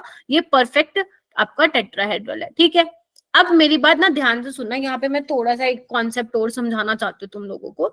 आप लोग मुझे बता सकते हैं कि वोटर और H2S में से किसका बॉन्ड एंगल ज्यादा है? क्वेश्चन तो हो गया तुम लोगों का, एंड आंसर भी ठीक है। क्या तुम मुझे बता सकते हो वोटर या H2S में से किसका बॉन्ड एंगल ज्यादा है? H2S। वाई? अलीशा तुम ही एक्सप्लेन करो फिर। मैम H2O का तो हमारा 105 हो जाता है ना, क्योंकि हमारा जो लोन पेयर होते हैं वो लोन पेयर आ जाते हैं। ये नहीं पूछ रही हूँ, ये बताओ H2S का तुमने बोला कि कम होता है, ऐसा क्यों? H2S का कम मैंने क्यों? बोला H2S का ज्यादा होगा। H2S का ज्यादा होगा। कोई और स्टूडेंट बताना चाहेगा? अलीशा के H2S अलावा? में 3 लोन पेयर होंगे ना उसमें, तो बॉन्ड पे रिपल्शन ज्यादा होगा। लोन पेयर रिपल्शन ज्यादा होगा। 3 लोन पेयर तो नहीं होते बेटा। ऑक्सीजन सल्फर ऑक्सीजन का ही तो भाई है, उसी की तो फिर मैम मैं बताऊं? मैं बताता हूँ एक्सप्लेन। एक बार निगम बताएगा, देन साक्षी आप बताना। निगम आप बताओ। मैम सल्फर का साइज जो है बड़ा होता है ऑक्सीजन से, और दोनों के ऊपर लोन पेयर मैम इक्वल होते हैं। जब लोन पेयर मतलब रिपेल करेंगे ना, तो H2O में जो है बॉन्ड एंगल कम होगा सल्फर। किसमें? मैं खुद ही कंफ्यूज हो जाती हूँ, कौन किस में ज्यादा होगा, बस ये बताओ, H2O में या H2S में? H2S में। अच्छा ठीक है, गलत है वैसे बेटा एक्सप्लेनेशन। हाँ, साक्षी तुम बताओ। पहले मैम वाले का वाटर, अपोजिट कर दो मैम, तो सही हो जाएगा आपका। वो तो ठीक है, वो तो देखो एक गलत है तो दूसरा तो ऑब्वियसली बात है ठीक होगा, बट मैं एक्सप्लेनेशन ढूंढ रही हूँ तुम लोगों से। अब बताओ मैम साक्षी। वाटर का बॉन्ड एंगल ज्यादा होगा क्योंकि ऑक्सीजन ज्यादा इलेक्ट्रॉन नेगेटिव है, तो इसका बॉन्ड पेयर जो होता है इलेक्ट्रॉन का ज्यादा पास होगा। बोलो बोलो, बिल्कुल सही जा रही हो, बोलो। और तो मैम जो फिर वाटर में जो ऑक्सीजन इलेक्ट्रोनेगेटिव है, तो इसके जो इलेक्ट्रॉन्स होंगे वो पास में होंगे, और सल्फर जो है ऑक्सीजन से कम इलेक्ट्रोनेगेटिव है, तो इसमें रिपल्शन होगा बॉन्ड पेयर, तो इसलिए वाटर का बॉन्ड एंगल ज्यादा होगा। ये आप लोगों की करेक्ट एक्सप्लेनेशन थी। अब सुनो, मैं जो तुम्हें बता दे रही हूँ यहाँ पे, साक्षी की बात को मैं लेके आती हूँ दोबारा से, लेकिन कुछ और चीजें जो मुझे बतानी है। देखो बेटा, जब भी तुम्हारे पास बॉन्ड एंगल से रिलेटेड क्वेश्चन आ जाए ना, तो आप एक चीज ध्यान रखना मेरी, कि सबसे पहले तो आपको चेक करना है हाइब्रिडाइजेशन, ठीक है। अगर मान लो हाइब्रिडाइजेशन ही डिफरेंट है, लाइक मान लो एक sp है, एक sp2 है, एक sp3 है, तो ऐसे वाले केस में आपको पता है sp का 180 डिग्री होता है, इसका 109 होता है, सॉरी 120 होता है, इसका 109 होता है। तो आप डायरेक्ट ऑर्डर लगा देंगे अगर तुम्हें ये पता हो कि सेंट्रल एटम की हाइब्रिडाइजेशन ही डिफरेंट है, ठीक है। या इसको आप ये भी बोल सकते हो परसेंटेज ऑफ एस करेक्टर, जितना ज्यादा परसेंटेज ऑफ एस करेक्टर होगा बॉन्ड एंगल उतना ही ज्यादा होगा, ठीक है मेरे बच्चों। सेकंड बात आती है अगर मान लो तुम्हारे पास कोई ऐसे मॉलिक्यूल दे दिए जिसमें हाइब्रिडाइजेशन सेम हो गई, अब सुन रहे हो मेरी बात, हाइब्रिडाइजेशन सेम हो गई सेंट्रल एटम की, ठीक है। तो ऐसे वाले केस में बॉन्ड एंगल जो डिपेंड करेगा वो करेगा नंबर ऑफ लोन पेयर पे। तो जितने ज्यादा लोन पेयर होंगे बॉन्ड एंगल उतना कम होगा। जैसे सबसे अच्छा एग्जांपल है अमोनिया और वाटर का, दोनों की sp3 हाइब्रिडाइजेशन है, बट ऑक्सीजन के पास 2 लोन पेयर है, रिपल्शन ज्यादा, तो बॉन्ड एंगल कम, ठीक है। ओके, तीसरी बात आती है तीसरी बात आती है, अगर मान लो हाइब्रिडाइजेशन भी सेम, सेंट्रल एटम की लोन पेयर भी सेम, उस केस में जो अभी मैंने तुमसे पूछा, ये जो अभी साक्षी ने एक्सप्लेनेशन दी, उस केस में bond angle is directly proportional to electronegativity. जितनी ज्यादा इलेक्ट्रोनेगेटिविटी होगी सेंट्रल एटम की, उतना ही बॉन्ड एंगल क्या होगा उसका, क्या होगा, ज्यादा ज्यादा होगा। क्यों? अभी जैसे साक्षी ने बोला सेम, मैं वही रिपीट करूंगी। देखिए इधर देखो, जैसे वाटर है, वाटर में क्या होता है आप लोगों का, ऑक्सीजन इलेक्ट्रोनेगेटिव है, तो ये क्या करेगा, जो ये बॉन्डिंग इलेक्ट्रॉन है वो अपनी तरफ शिफ्ट करेगा, पुल करेगा, तो इलेक्ट्रॉन डेंसिटी इसके आसपास ज्यादा हो जाएगी अराउंड ऑक्सीजन। तो अगर इलेक्ट्रॉन डेंसिटी ज्यादा हो जाएगी तो क्या होगी, रिपल्शन होगी। तो रिपल्शन की वजह से पहले जो एंगल ऐसा था मेरे बच्चों, वो अब ऐसे हो जाएगा, जो ऐसे था वो खुल जाएगा, जिसकी वजह से वाटर का बॉन्ड एंगल H2S से ज्यादा होता है। कुछ बच्चों ने ड्रैगोज रूल भी पढ़ा होता है, बट वो अभी आपके सिलेबस में नहीं है।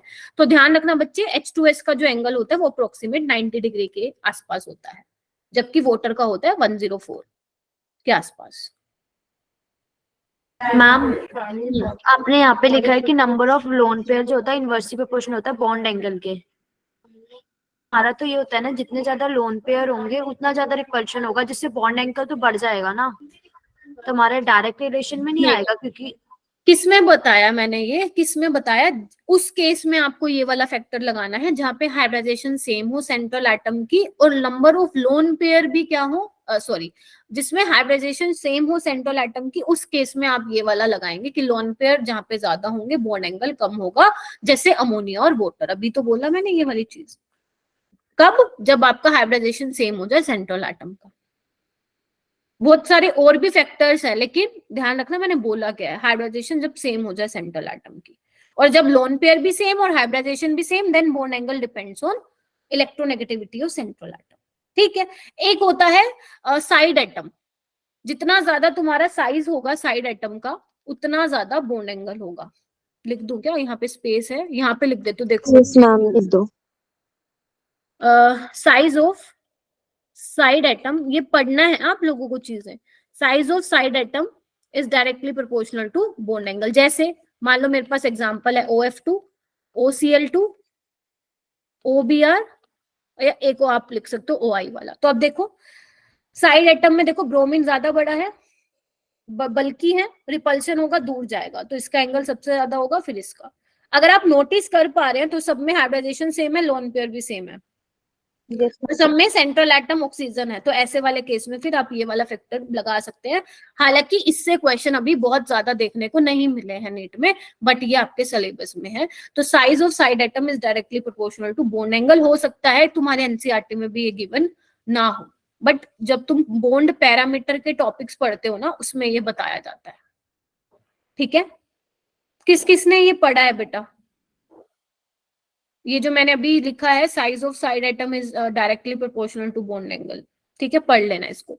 ठीक है, ये वाला क्वेश्चन करो बच्चे। अब ये दोनों आपसे पूछा है, शेप स्ट्रक्चर ऑफ इसका, जो भी आपको XeF5 नेगेटिव और XeO3F2 दिया है, वो आप लोगों को बताना है।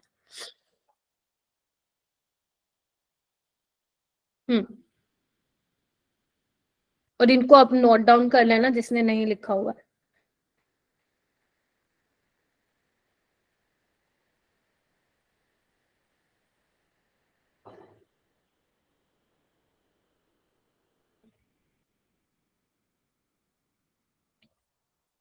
जुनैद और साक्षी ने किया बस हैंड रेज, बाकी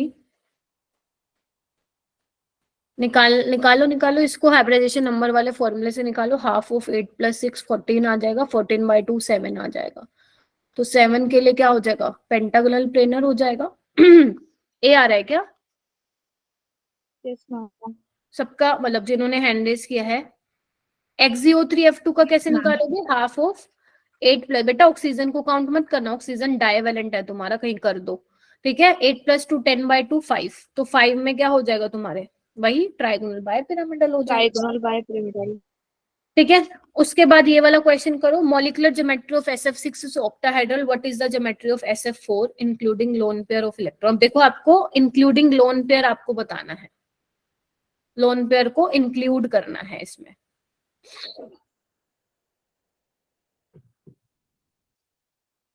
बताओ बेटा। Ma'am trigonal bipyramidal. Trigonal bipyramidal. Yes Sakshi, ma'am Shalini, trigonal Anushwa का भी वही आ रहा है। Shalini, yes ma'am trigonal bipyramidal ही है। बाकी बच्चों से क्यों नहीं हो रहे मतलब ये वाले क्वेश्चन क्यों नहीं हो, दो मुझे थोड़ा बताओगे? टाइम लगा आप लोगों को सोल्व करने में, प्रैक्टिस बहुत करनी है आपको ताकि नीट में इतना टाइम ना लगे बच्चे। चले, चलो ओके, ये वाले क्वेश्चन करो बेटा दोनों। The correct statement about ICl5 and ICl4 negative is, और लास्ट वाला भी करना। The ion that has sp3d2 hybridization for the central atom.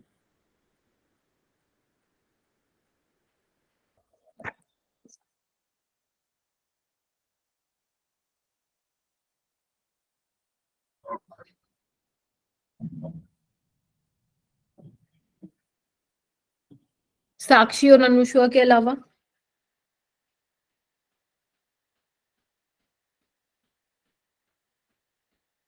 आप लोग ना आधी तैयारी कर रहे हो, आप लोगों पता नहीं ये PYQs है बेटा,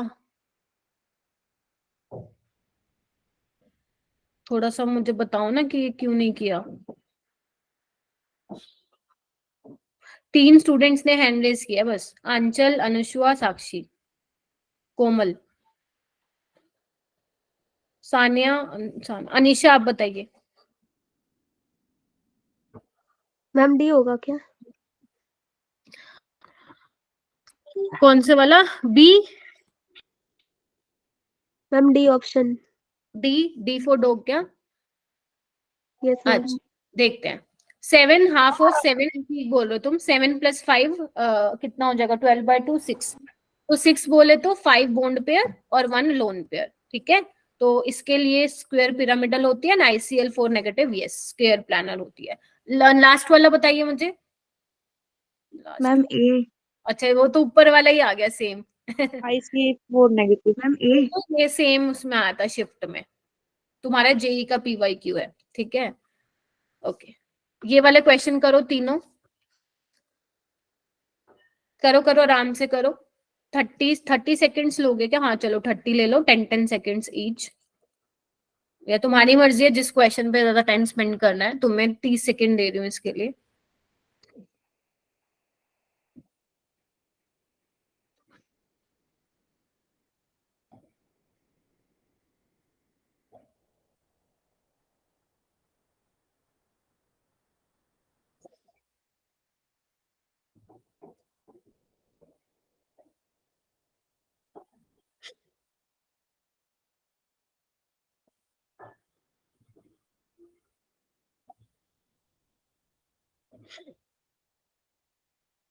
हुआ?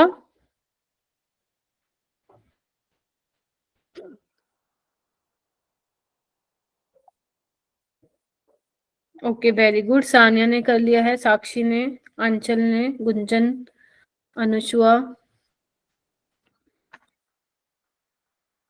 मनीषा, मेधा, मनीषा एक भी नहीं बताया, मेधा एक भी नहीं बताया बेटा, रितिका एक भी नहीं बताया, मुस्कान ने भी नहीं बताया, सुंदुस ने भी नहीं, जेबा, शीतल, शबनम, दीपक बताओ, कोमल,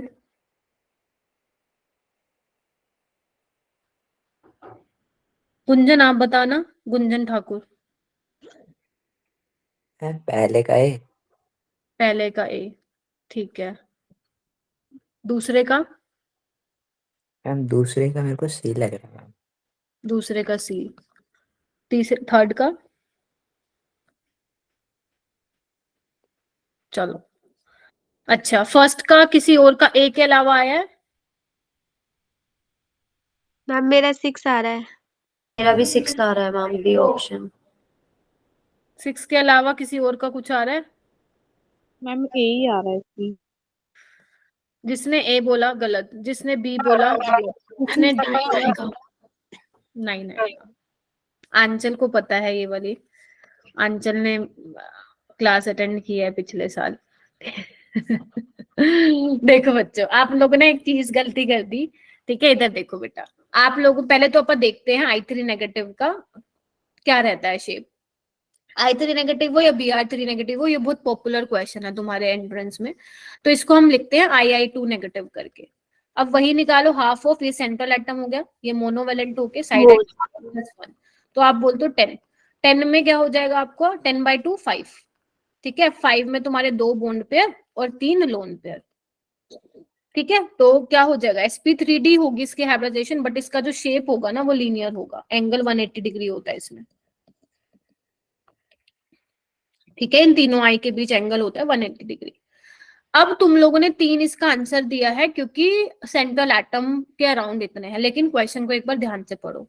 वो बोल रहा है टोटल लोन पेयर, बेटा इधर देखो, total number of lone pair है ना, total number of lone pair बोल रहा है। तो आपको पूरे मॉलिक्यूल में देखना है टोटल लोन पेयर कितने हैं, ये तो सेंट्रल एटम पे है 3। तो ये जब ये एग्जाम हुआ था तो बहुत सारे बच्चों का नेगेटिव हुआ था, और इसी क्वेश्चन ने कंपटीशन क्रिएट कर दिया था वहां पे।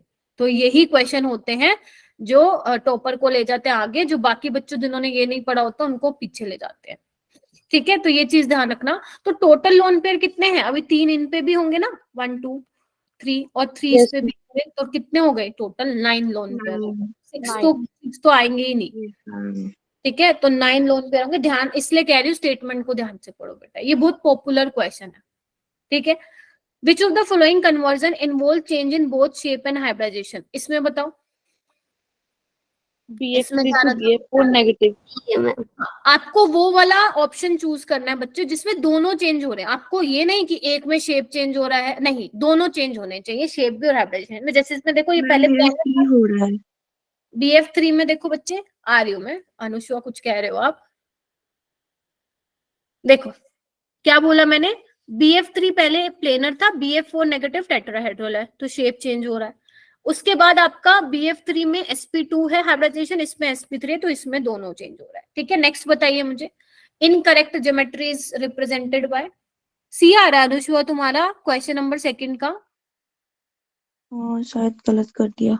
एक बार चेक करो ना, दोनों में ही बेटा इसका वो होगा, ओहो हाँ मैम। ठीक है। sp3 हो गया हाइब्रिडाइजेशन। ये देखो इनकरेक्ट ज्योमेट्री बताओ, मैम ए। मैम ए होगा। ये होगा क्योंकि ये क्या है, NF3 पिरामिडल है, प्लेनर नहीं है, ठीक है। बाकी सारे ठीक है बेटा। मैम ये क्वेश्चन सारे लर्न है। मैम इसमें जो आपने आयोडीन वाला बताया था, उसमें जो बीच वाला आयोडीन है उस पे 3 लोन पेयर आएंगे, और बट वो 2 बॉन्ड बना रहा है, और जो हमारे स्टार्टिंग वाले और लास्ट वाला 2 आयोडीन है उसमें वो एक बॉन्ड पेयर बना रहे हैं, बट फिर भी 3 लोन पेयर आ रहे हैं। देखो ना बच्चे, ये तो आपने इसकी वो बताया ना कि 2 बॉन्ड पेयर है, 3 लोन पेयर है।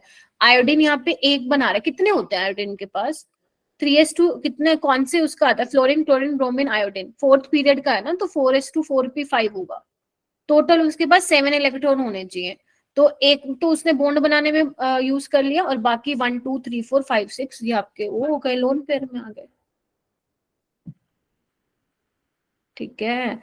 और ये आपने क्या बताया है इसका, वो हाइब्रिडाइजेशन की, हाइब्रिडाइजेशन इसका sp3d है, 5 आ रहा है स्टेरिक नंबर, तो जिसमें से 2 बॉन्ड पेयर है, 3 लोन पेयर आपके सेंट्रल एटम पे होंगे, ठीक है। तभी तो इधर आओ ना, तभी तो इस पे नेगेटिव चार्ज है ना, ठीक है। चलिए रट्टे पड़े हैं अंचल, तो तुमने आई थिंक ये कर लिए हैं जेई के भी, ठीक है। चलो ये वाला क्वेश्चन करो,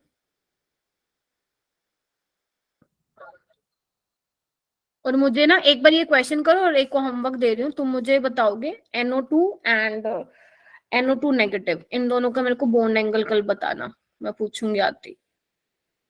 अभी ये क्वेश्चन करो, the decreasing order of bond angle in BF3 NH3 PF3 and I3 negative. Nigam ने हैंड रेस कर लिया है, ठीक है, अनुष्वा ने कर लिया है, साक्षी ने कर लिया है, और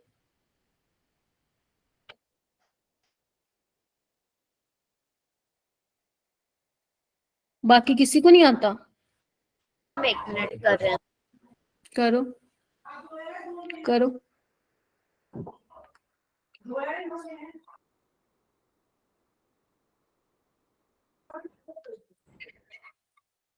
हाँ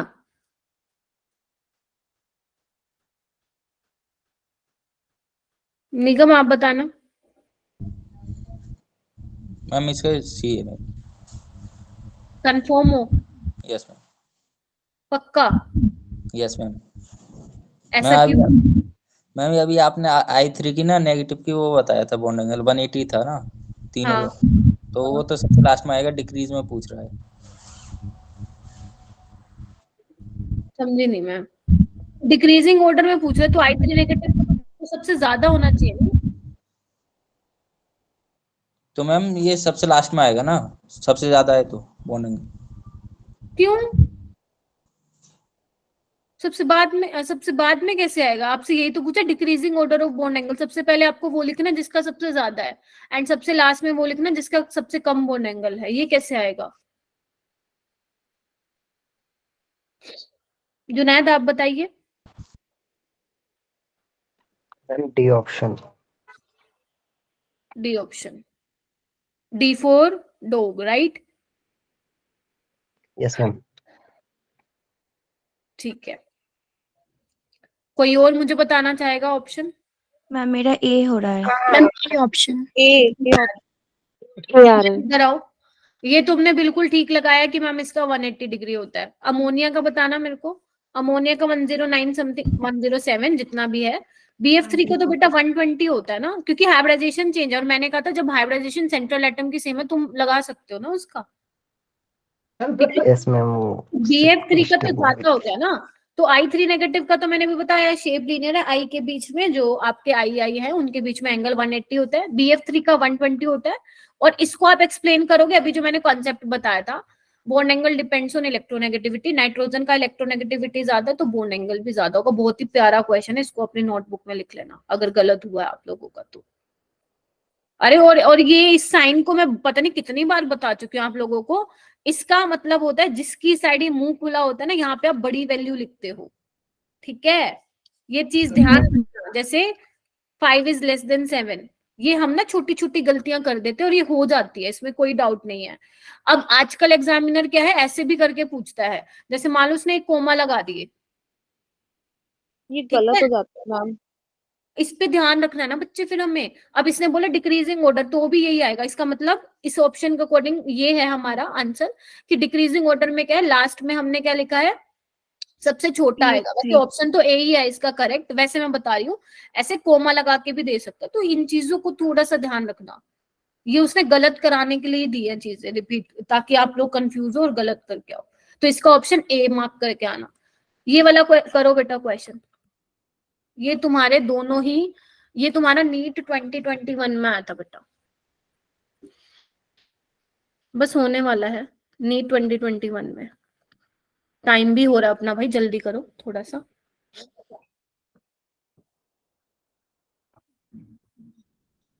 हाँ, सुंदूस ने सिर्फ नीट के PYQs कर रखे हैं और नहीं कर रखा कुछ भी। क्योंकि मेरे को, हमें जब भी मैं नीट का PYQ कराती हूँ, सुंदूस का हमेशा हैंड रेज होता है। इसके अलावा किसी क्वेश्चन में नहीं होता है। ऐसा नहीं होना चाहिए बेटा, क्वेश्चन तो वो घुमाएगा पेपर में। चलो जी, कोमल बताओ बेटा। मैम सी। सी, देखो सी, PCl5 का आपका ट्राइगोनल बायपिरामिडल है, SF6 का ऑक्टाहेड्रल है, BRF5 का स्क्वायर पिरामिडल है, BF3 का प्लेनर है। अब देख लेना, तुमने यही मार्क किया है। ठीक है जी, ये वाला क्वेश्चन करो। ये वाले क्वेश्चन भी आते रहते हैं पेपर में, जिसमें आपको number of sigma pi bond ये बताना होता है। इस बार आया था पीरिडीन में। पीरिडीन में आपसे पूछा था, उसने स्ट्रक्चर नहीं बनाया था, उसने सिंपल ये लिखा था कि पीरिडीन में, अभी 2023 की बात कर रही हूँ मैं, पीरिडीन में आपको सिग्मा बॉन्ड बताने हैं, पाई बॉन्ड बताने हैं और लोन पेयर बताने हैं। तो ये ऐसे क्वेश्चन आते रहते हैं पेपर में। जैसे एक ये है कैल्शियम कार्बाइड, इसमें बताने हैं आपको कितने होंगे सिग्मा और पाई।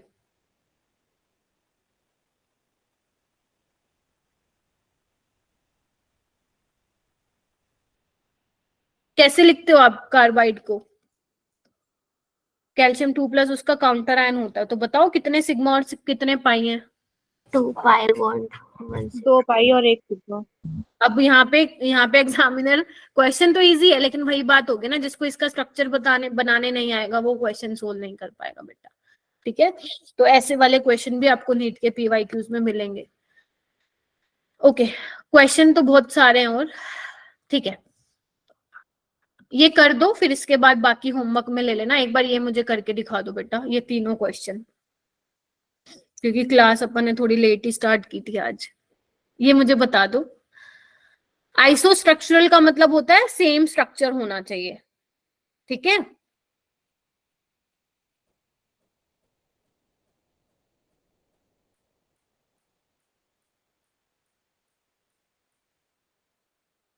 आप लोगों को डिटेल में ये चैप्टर पढ़ना है तो मैंने 11th क्लास को बड़े ही 15 लेक्चर में करवाया हुआ है, 14 से 15 लेक्चर में आप कर सकते हैं। अगर आपको लगता है कि नहीं हुआ आपका, अगर आप लोगों का हो गया है तो कोई जरूरत नहीं है।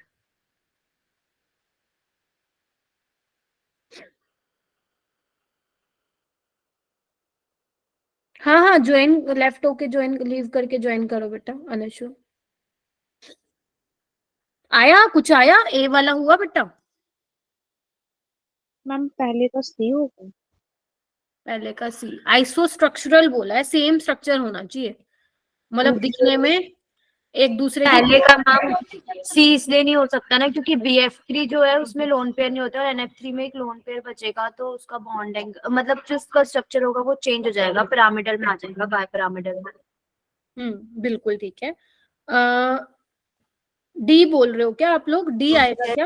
होगा इसका। ठीक है, देखो बेटा सबकी sp3 है, सारे के सारे टेट्राहेड्रल हैं इसमें, ठीक है, सारे के सारे क्या हैं, टेट्राहेड्रल हैं। PCl4 कैसे, आपको लोगों को पता होगा ना, PCl6 किस में एग्जिस्ट करता है आप लोगों का? PCl4 PCl4 और Cl2 में।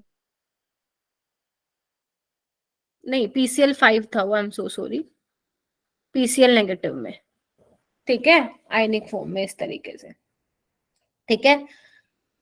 ओके, तो अभी ये सेकंड वाला क्वेश्चन करो, ये बिल्कुल ठीक है, फर्स्ट का डी आएगा, ये वाला करो सेकंड। इसमें से पूछा नोट आइसोस्ट्रक्चरल, नोट बताओ क्या लग रहा है? मैम ए। ये दोनों सेम नहीं है? मैम मेरा शायद सी होगा, मेरा सी आ रहा है मतलब। अच्छा, एक बार देखना जिनका ए आ रहा है या सी के अलावा जिनका आ रहा है, CO3 2 नेगेटिव में बना के देखना बच्चे, यही बनाओगे ना तुम? कितना 1 2 3 sp2 है ना, और किसी का आ रहा है? और NO3 ये बनाओ, इसका भी सेम आएगा sp2, तो मैम ये सी आंसर आ नहीं रहा हो है। सकता। Yes, C is correct answer, ठीक है। इसका निकाल के देखना, इसका आएगा TBP और ये आपका आएगा स्क्वायर पिरामिडल बच्चों, ठीक है। तो ऐसे वाले क्वेश्चन को ध्यान से करना आप लोगों को। लास्ट वाला कीजिए, BF3 एंड अमोनिया, बताओ भाई, formation of molecular complex BF3 NH3 result in a change in hybridisation of boron. 5 minute. Ma'am B. B, तुम्हारी बात, तुम्हारी आवाज में मुझे कॉन्फिडेंस दिखना चाहिए। यस मैम, बी ही होगा, ऐसा तुम ना थोड़ा सा ऐसे बोल दो मैम बी, इसका मतलब कॉन्फिडेंस थोड़ा कम है, ऐसे मत बोला करो, जो आ रहा है वो बोलो बिंदास होके। क्या होगा, ज्यादा से ज्यादा गलत ही होगा ना, कोई बात नहीं, बी ही यस मैम बी। ही होगा आएगा। मैम इसमें। BF3 पहले sp2 था, बट NH3 के साथ वो अडक्ट की फॉर्मेशन कर लेता है, राइट, तो वो sp3 बना लेता है। देखो इस तरीके से वो अडक्ट की फॉर्मेशन करता है। आपको क्या करना है, जिसने ये चैप्टर नहीं पढ़ा है उसको NCERT से अच्छे से करना है, ठीक है। अब उसकी हाइब्रिडाइजेशन sp3 हो गई है भी, ठीक है, ये तुम क्वेश्चन करना, ठीक है। ये वाला बेसिकली ना कंसेप्ट ऑफ बैक बॉन्डिंग है, जिसको आता है वो कर लेना, वरना मैं इसको कराऊंगी लास्ट लेक्चर जो होगा अपना, या कल है अपना ना एक, हाँ कल ही करा दूंगी। ये वाला क्वेश्चन कर लेना, जिन आपको ये बताना है कौन से मॉलिक्यूल या आयंस में सारे बॉन्ड्स इक्वल नहीं होंगे, तो ये आप लोगों के लिए इंपॉर्टेंट क्वेश्चन है, अभी भी कर सकते हो, बताना चाहते हो तो। हाँ, 7 से 8:15 है ना, हाँ करवा दूंगी मैं ये वाले टॉपिक। आप मैम लोग इस क्वेश्चन में क्या बताना है जो इसमें ये बताना है all the bonds are not equal, किस केस में है ऐसा, किस मॉलिक्यूल में है जिसमें सारे बॉन्ड इक्वल नहीं होते हैं? XCF4 में। XZF4 में तो होते हैं, वो तो प्लेनर होता है, स्क्वायर प्लेनर। मैम इसमें हाइब्रिडाइजेशन निकाल के करेंगे। हाँ देखो एक बार हाइब्रिडाइजेशन। बी ऑप्शन होगा क्योंकि बी ऑप्शन नहीं, सी है बच्चों, मैंने अभी तो बोला टीबीपी में नहीं होते ना सारे बॉन्ड्स इक्वल, क्योंकि एक्सेल इक्विटोरियल वाला सीन आ जाता है ना। SF4 में भी तो देखना, चेक करना, SF4 का टीबीपी होता है बच्चों। हाँ मैम सी आ रहा है मैम, इसमें एक लोन पेयर होगा। यस मैम, सी। ठीक है, इसके बाद ये क्वेश्चन कर लेना, अच्छे क्वेश्चन है। ठीक है, ये तुम होमवर्क में ले लेना, अभी टाइम हो गया है। ठीक है, कर लेना इसको। ठीक है, इसके बाद इधर आना, एक बार नजर मारना, ये कुछ तुम्हारे क्वेश्चन है, इधर देखो। ठीक है, कुछ इसमें नीट के होंगे, कुछ इसमें जेई के होंगे, ये तुम्हें करने हैं, देख रहे हो ये।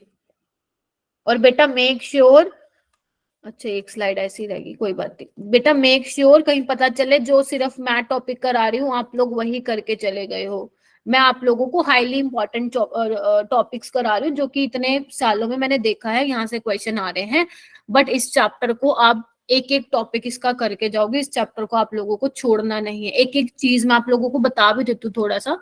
देखो बेटा, जो आपका एक वीबीटी थ्योरी है, पढ़ा है आप लोगों ने वैलेंस बॉन्ड थ्योरी यहीं पे इसी चैप्टर में। तो वैलेंस बॉन्ड थ्योरी में आप लोगों को पता होनी चाहिए क्या क्या कंडीशंस होती हैं जब आपकी ओवरलैपिंग होती है ना। और आपकी क्या बोलते हैं सिग्मा पाई वाला मालूम होना चाहिए किसमें क्या स्ट्रॉन्ग बनता है, और आपकी स्ट्रेंथ ऑफ बॉन्ड। ठीक है, आप कब बोलोगे कि जो आपका बॉन्ड बना है वो उसका बॉन्ड स्ट्रेंथ क्या है। ठीक है, कितना आपका स्ट्रॉन्ग बॉन्ड बन रहा है, तो ये कुछ फैक्टर्स पे डिपेंड करता है, लाइक प्रिंसिपल क्वांटम नंबर पे डिपेंड करता है, एन की वैल्यू सेम है या डिफरेंट है, उस केस में आपकी जो स्ट्रेंथ ऑफ बॉन्ड है वो फिर चेंज हो जाती है। तो ये वाले कुछ टॉपिक है, लाइक तुम्हारा लिमिटेशन ऑफ ऑक्टेट रूल है ना। लिमिटेशन ऑफ ऑक्टेट रूल में आप पढ़ते क्या हो, जैसे आपका इनकम्प्लीट ऑक्टेट है, 8 से कम इलेक्ट्रॉन है। ठीक है, जिसको हम हाइपोवेलेंट कंपाउंड बोलते हैं, जिसमें 8 इलेक्ट्रॉन से ज्यादा है जिनको आप हाइपरवेलेंट कंपाउंड्स बोलते हैं, एक्सपेंडेड ऑक्टेट बोलते हैं। तो जो मैं बोल रही हूँ मेक श्योर कि ये चीजें भी आप लोग पढ़ते हो, है ना बेटा। तो इस चैप्टर को आप लोगों को छोड़ना अफोर्ड नहीं कर सकते हो आप लोग, ये चैप्टर बहुत बड़ा है, बहुत बड़ा अपने आप में। तो ये चैप्टर को अच्छे से करना है, बहुत अच्छे से। इसमें से सबसे इंपॉर्टेंट टॉपिक क्या है जो मैं आप लोगों को बता रही हूँ, जो जिसमें से one of the most important topic आज मैंने कराया है, VSEPR थ्योरी। देखो बच्चों, स्टिल मैंने बहुत सारे इसके क्वेश्चंस कराए हैं स्टिल, और क्या कहते हैं यहाँ देखो मैंने और भी बहुत क्वेश्चन दिए हैं। ठीक है, तो ये टॉपिक इतना बड़ा है ना, मतलब VSEPR थ्योरी इतना ही ज्यादा इंपॉर्टेंट है ना, इसके जितने क्वेश्चन करो उतने कम है। ठीक है, तो मैंने आपको जेई के और नीट के तो कवर करवा दिए हैं, और बच्चे कुछ मैंने आप लोगों को होमवर्क में दे दिए हैं, बट आप लोगों को अपनी तरफ से इसको बेस्ट बनाना है अपने चैप्टर को। कौन कौन से को, केमिकल बॉन्डिंग, इक्विलिब्रियम और GOC हाइड्रोकार्बन। ये 4 चैप्टर आप लोगों के टिप्स पे होने चाहिए। जिसको स्ट्रक्चर ऑफ एटम नहीं पढ़ना कोई बात नहीं, क्वांटम नंबर कर लेना। बाकी वैसे आप फिजिक्स में भी पढ़ते हो, सारी चीजें फिजिक्स में भी हैं आप लोगों की, आप लोगों से मुझे मालूम पड़ा क्योंकि मैं तो भूल गई 12th में जब मैं थी। ठीक है, तो वो आप फिजिक्स के लिए भी पढ़ सकते हो। वो चैप्टर इसलिए इंपॉर्टेंट है क्योंकि फिजिक्स में बिल्कुल सेम चीजें हैं। मैम तो स्ट्रक्चर ऑफ एटम तो 4 चैप्टर मिला के बना है फिजिक्स के। अच्छा ऐसा क्या, अटेंडेंस शीट हाँ बेटा मैं दे रही हूँ। ठीक है, ये क्वेश्चन कर लेना बच्चों। और नेक्स्ट क्लास में मैं आप लोगों का, वेट करो बेटा मैं आपको शेयर कर रही हूँ।